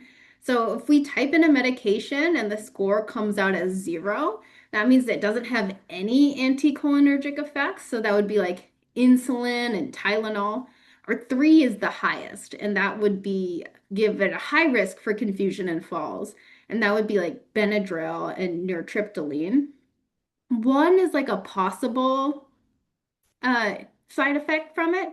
And some things that surprised me on there were omeprazole, which is for acid reflux, and sertraline, which is for depression. So just because one of these medications has a high score, it doesn't mean that it's not medically necessary. And you may need to be on it, and it may not be adjustable. But it is still good to be aware, hey, I'm on this medication that is high risk for falls and confusion, and maybe I can decrease the dose, maybe I can't, but I need to be aware and make lifestyle adjustments and dosage changes when needed. Next. Another tool we use is the Beers criteria. This is a list put out by the American Geriatric Society that's a list of potentially inappropriate medications to use in older adults. This is slightly less useful because there's over 100 medications and classes on this list. But it is a good tool just to be aware. And I do want to say, like, just because the medication is on the list does not mean it's not medically necessary, but we should just be aware and know when to adjust. Next. So for Mrs. S, she talks to her doctor. She didn't realize that Tylenol PM has Benadryl in it, so she decided to stop taking it. You guys saw that oxybutynin for her bladder has an anticholinergic burden of 1, and we're able to switch her to mirabegron, which has a burden of 0. We're keeping her on the losartan and sertraline. Got rid of the lorazepam because she was taking it for anxiety about 10 years ago and it's expired and she doesn't use it anyway. Keeping the oxycodone for her pain, it's at a low dose. And keeping her on her heart medications, the atorvastatin and aspirin. But we were able to make that list quite a bit smaller using some of her goals and the tools. Okay, next. So the next M we're going to talk about is mentation. So walking is not a fully automated process. It takes brain power and mental capacity. As we age, we need an increased mental capacity and energy to maintain good balance and stride. And if our brains are dealing with anything extra, like depression, dementia, anxiety, fear, there is less mental capacity to focus on balance and walking, and that can lead to falls. Next. So Mrs. S tells you she's feeling more down lately. She hasn't been out to see her friends to play cards, which is something she used to enjoy. She used to work with a therapist, but stopped because she was feeling better. She feels like she misses her medication some days, but doesn't really feel like counting her pills to figure it out. She's not gotten lost or forgotten appointments. She keeps a date book. Next. So why do we care about mentation when it comes to fall? Older adults who fall also do poorly on executive function testing. Executive function is decision making and problem solving. So that's like, how am I going to get this off of the bookshelf? Am I going to climb it? Am I going to use a step ladder? Am I going to ask someone for help? So kind of just figuring out how to do things. And if that is impaired, you're at higher risk for falling. People who have to stop walking to answer simple questions are at a higher risk. Like I said, it takes brain capacity to walk. And if you can't walk and talk at the same time, that can be a red flag for us. People who have high levels of fear and anxiety have been shown to have poor postural control strategies, which means if they are pushed or have an event where they lose their balance, instead of limbering up and trying to catch themselves, they stiffen up, and that leads to poor balance and falls.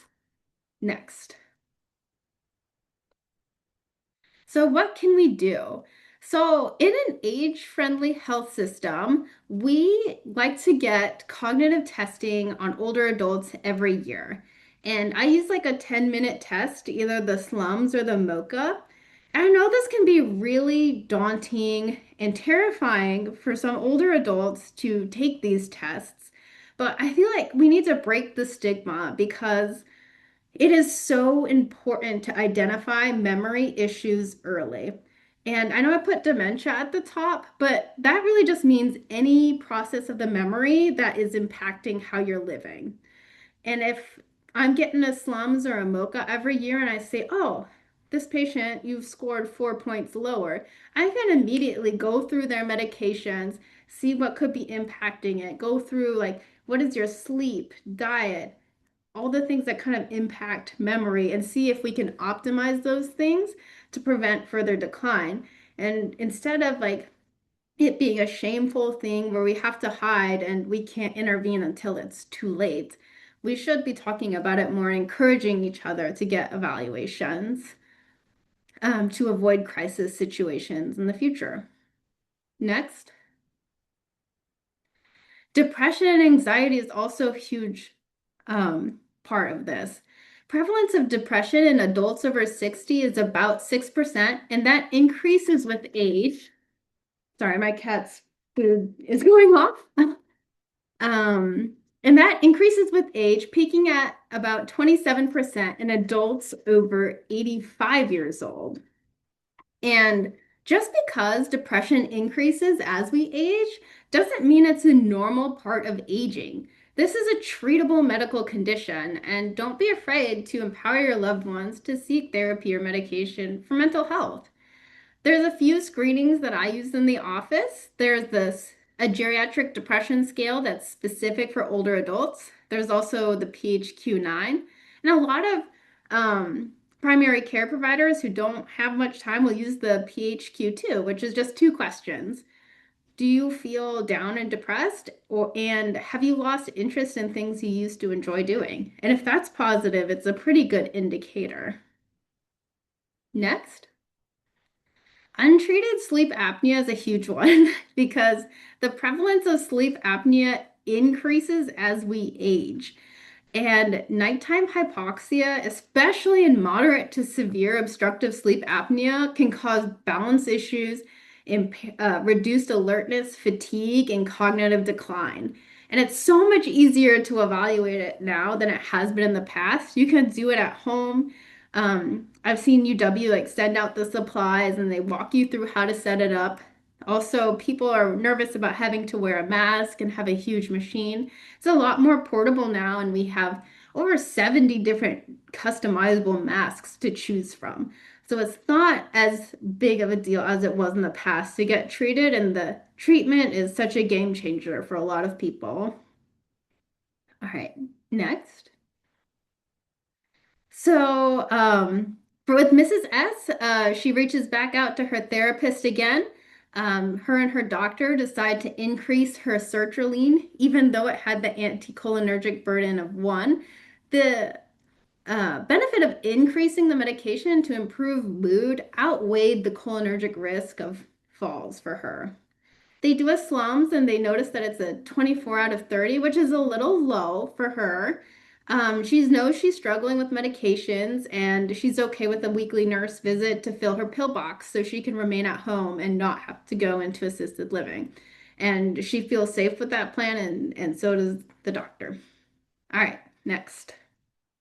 Mobility. This is a huge one. It's one of my favorite M's. Next.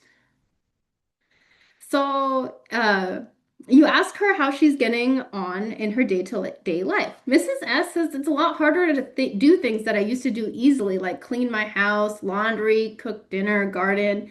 Feel weaker than I did 5 years ago. Feel frustrated about it. I didn't formally exercise, but was always very busy and kept busy around the house. Now that I'm scared of falling, I'm doing much less, and it's getting harder to do the things I need to do. Next. So why is mobility important? And this photo is kind of annoying because it's the exact opposite color scheme of the one that I first showed you. But the top one is a 90-year-old woman, And the yellow this time is muscle, and the red is fat.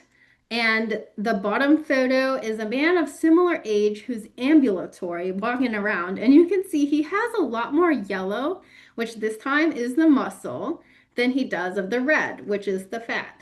So if we're not using it, we're losing it. Next. So a lot of my patients ask me, is living an active lifestyle enough? Like, I don't have a formal exercise routine, but I'm like up and doing things all day. I'm doing chores around the house. I'm mowing the lawn. Is that enough? And so this study looked at exactly that. It compared older adults who were physically active in their homes, older adults who had a formal exercise routine, and older adults who are immobile and or just very sedentary and didn't really do much with their day. Next. So this is just the criteria of how they defined those things. And then they measured different tests like how strong they were, their balance, how quickly they could walk a certain distance or get out of chairs. Next. And the study found that people who were lifestyle active and people who had an exercise routine, they did have similar calorie burning throughout the week. But those who did 20 to 30 minutes of formal exercise a day did have better physical function. They did better on those physical tests than the people who are active throughout the day or inactive. It is important to note that the exercise group and the lifestyle active group both did better than the inactive group. The exercise group just did better on the physical tests. Okay.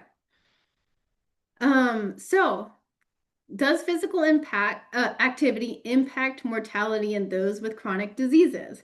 I think this is such an important question because as we age, we start to accumulate more of these chronic conditions like diabetes, high blood pressure, and high cholesterol. And this study looked at, does having formal exercise decrease your risk of passing away if you have these chronic diseases? And next slide. And it absolutely did. In people with zero chronic conditions, it decreased mortality by 30%. And those with 3 or more conditions, it decreased mortality by almost 50%. That's huge. Next. So, and this was the LIFE study. It was a huge study that looked at people with a moderate intensity physical activity program versus those who just got education and workshops about health topics related to aging. You can go next. And what this showed was they looked at whether these people had a major mobility disability, which means there was an event where they could no longer walk more than 400 meters. And they found that if people in the exercise group experienced one of those events, they had a shorter period of time spent with a disability and were at a decreased risk of getting a disability in the future or another event like that in the future. So it protected their mobility more than the education group did. Next. So just to summarize, it is important to have a structured exercise regimen outside of just being physically active, but being physically active even without a structured exercise regimen is more beneficial than being sedentary. Being physically active can decrease mortality if you have multiple chronic conditions, and patients who have a mobility debilitating event and they have an exercise routine, they can recover quicker and are at less chance of having another one.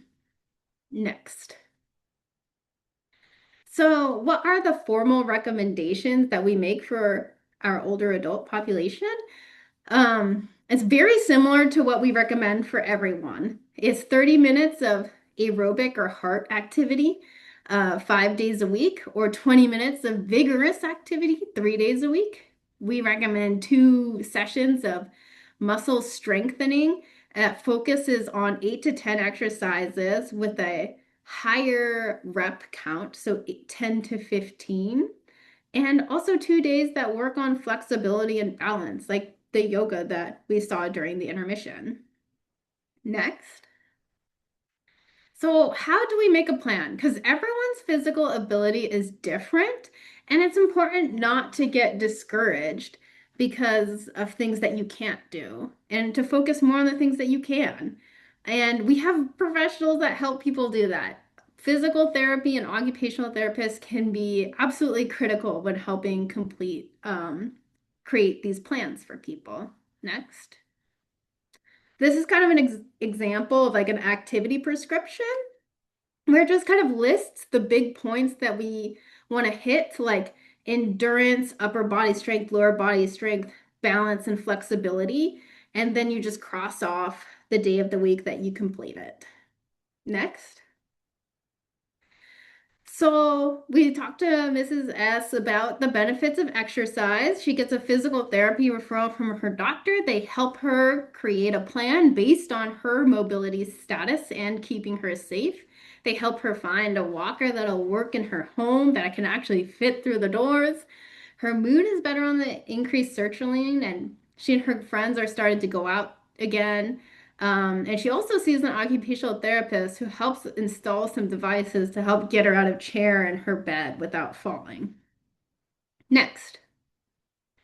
So you visited her home a lot. You've noticed that it is quite clean and tidy, but very dark.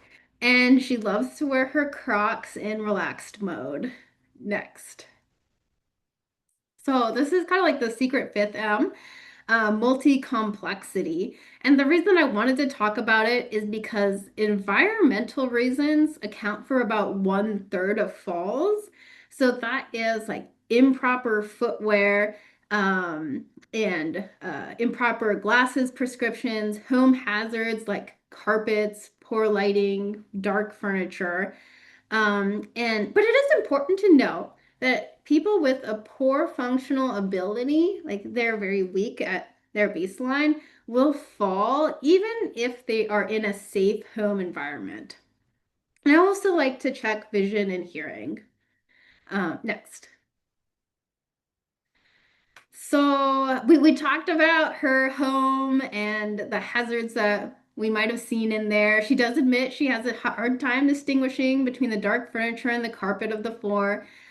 She always assumed she needed updated glasses, and she's going to transition her Crocs into sports mode.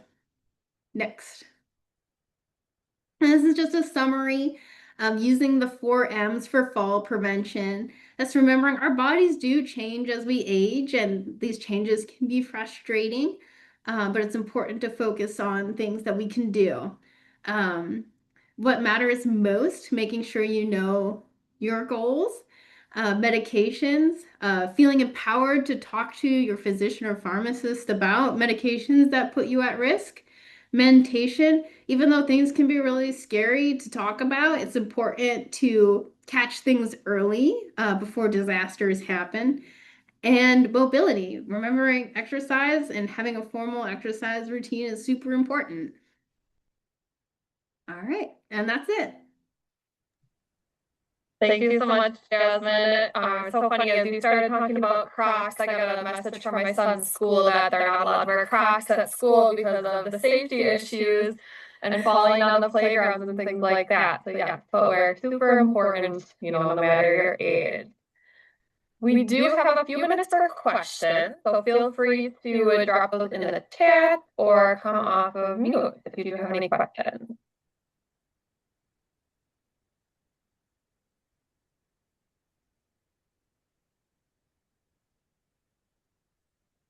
I have a question. This is Terry from Door County, Wisconsin.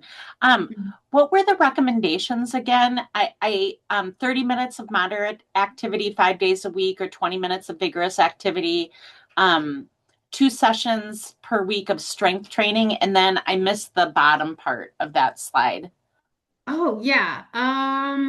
We could pull it up again.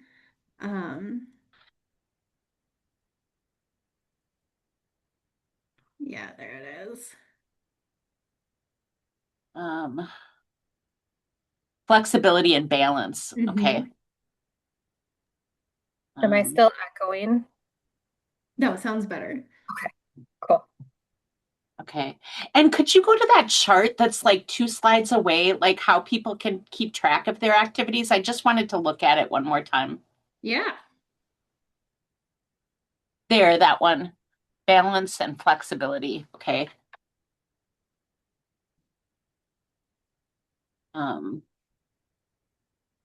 For body.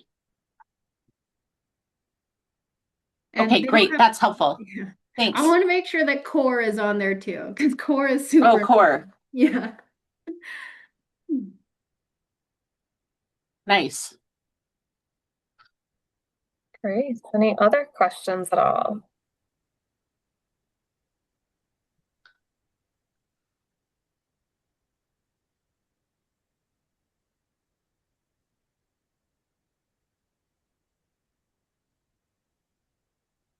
Okay, well, thank you so much, Jasmine. It was cool to see, the 4 M's and all the different connections to our speakers earlier in the day, talking about social connection and nutrition and all of the different ways that we can, our bodies change as we age, but there's many different things that we can do to reduce our risk of falls. So thank you so much. Yeah, absolutely. Thanks for inviting me. Don't leave yet. We do have a few more minutes.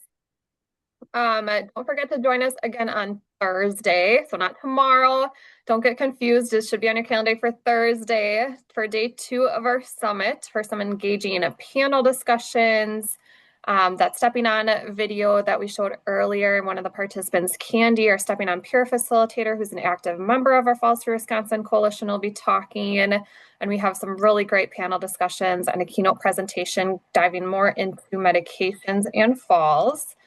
I am going to launch a couple of polls, hopefully, if I can find them. Bear with me for a second.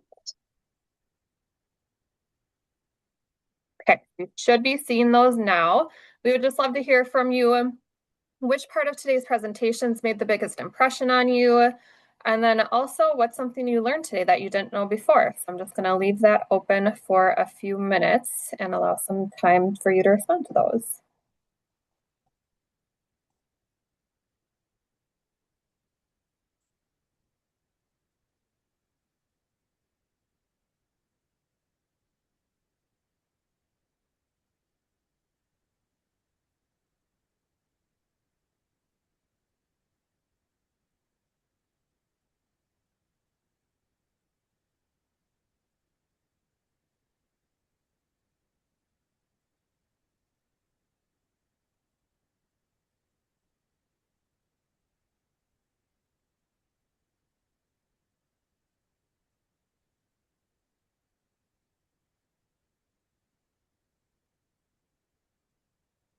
And again, I'll leave those open, but as people are responding, I did want to highlight some different resources that we have available through the Falls Free Wisconsin Coalition.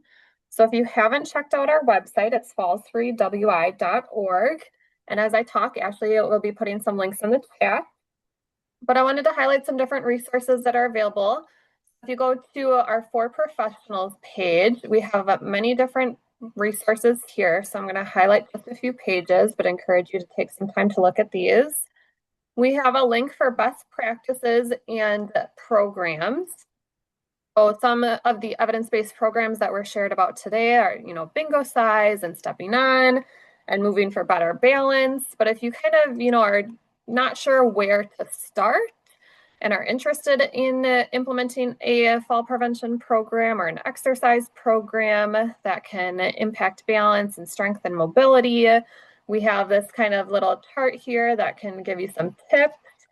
But these programs are available for implementation. So I encourage you to look through all of these. There's some that are, just initiatives like Mugs for Rugs, or Fall Prevention Awareness Month events, and then some of that are more of those scripted evidence-based programs and examples there. There are also some local examples of implementation that you can find at the bottom of this page. Then the other page I wanted to highlight is our Falls for Wisconsin Coalition data page. So this was recently updated.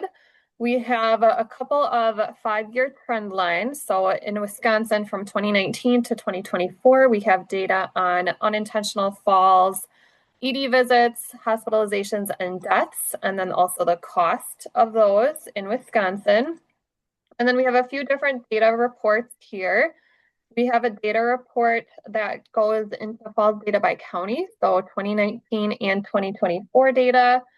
If you're interested in taking a look on, kind of trends and how your county has been doing the last 5, 6 or so years, you can take a look at this. This again goes into the cost of falls, and then emergency department visits and hospitalizations, and then mortality as well. So that's a great resource. We also link here to the Department of Health Services EMS and falls report that goes into a little bit more background on the EMS response to falls. And then we also have a report dedicated to alcohol and falls. We often get asked, why does Wisconsin have the highest death rate due to falls?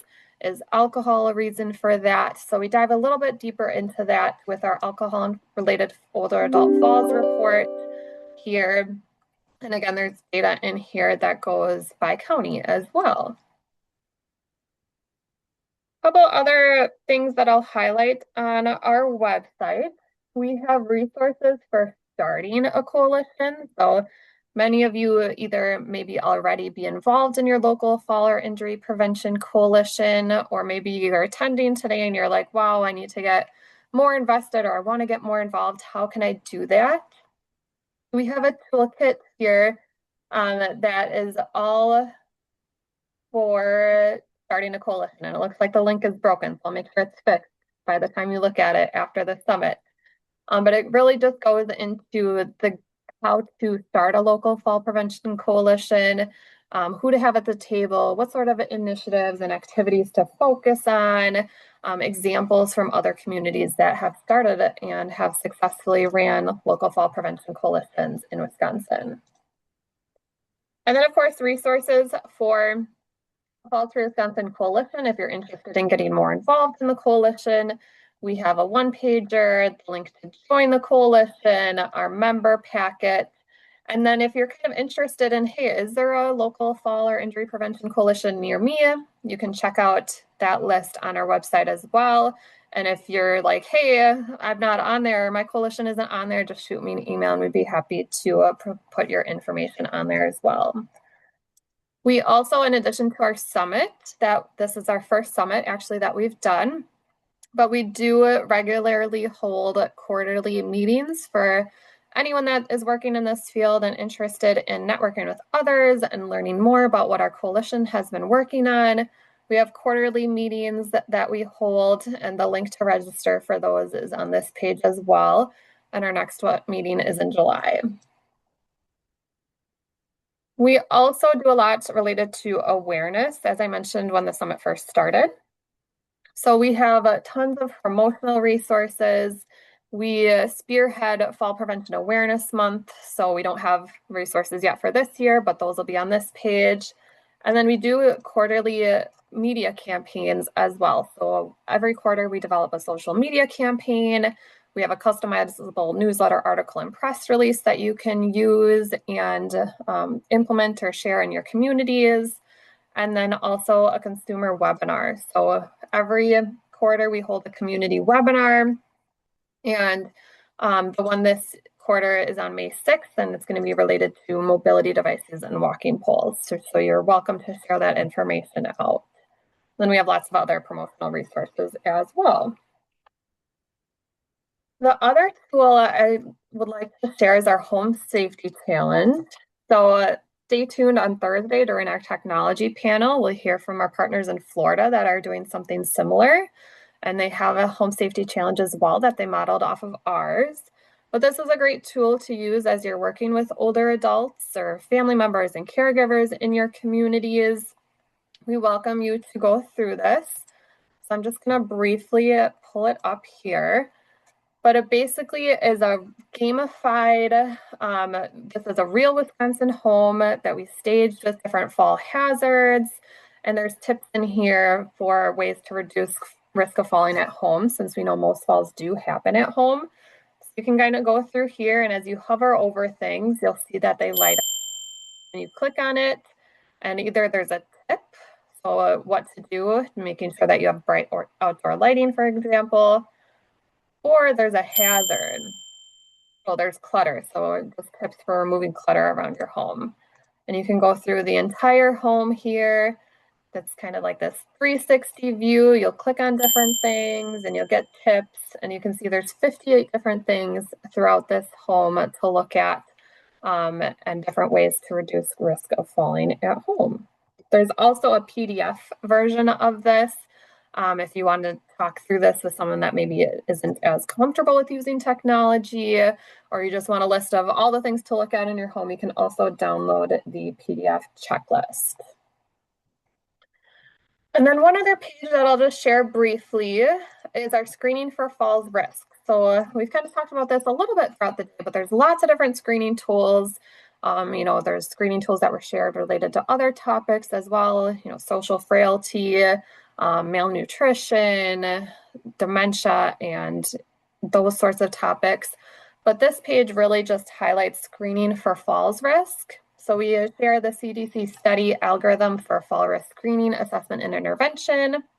Our Falls for Wisconsin Coalition Best Practices work group recently just put this webpage together. So we have common assessments, other screenings to consider, and then screening events and examples. So, the ADRC of Brown County, how they do screening, Portage County, Dane County, Orthopedic and Spine Therapy in the Fox Valley region, and then Menominee Falls Fire Department. So lots of opportunities to screen for falls risk, and we provide recommendations for who to do those screenings, and then of course, what to do if someone does screen at high risk. So again, encourage you all to look through the website. We also have a section on here for older adults, so for community members and older adults and caregivers can go through these different pages, and I'll just pull one up for example, but we just talked a lot about balance and strength. So we have a whole balance and strength packet. We have the guidelines that Jasmine shared on here. So just learning some different tools and tips and strategies to reduce our risk of falling as we age. So with that, I am again happy to thank our summit sponsors, Lakeland Care and Milwaukee County Department of Health and Human Services, Aging and Disability Services. And thank you to our 2026 Falls for Wisconsin sponsor, UW Health, and funders, ACL and the Trillium Foundation. And we look forward to seeing you back on Thursday. Thanks, everyone.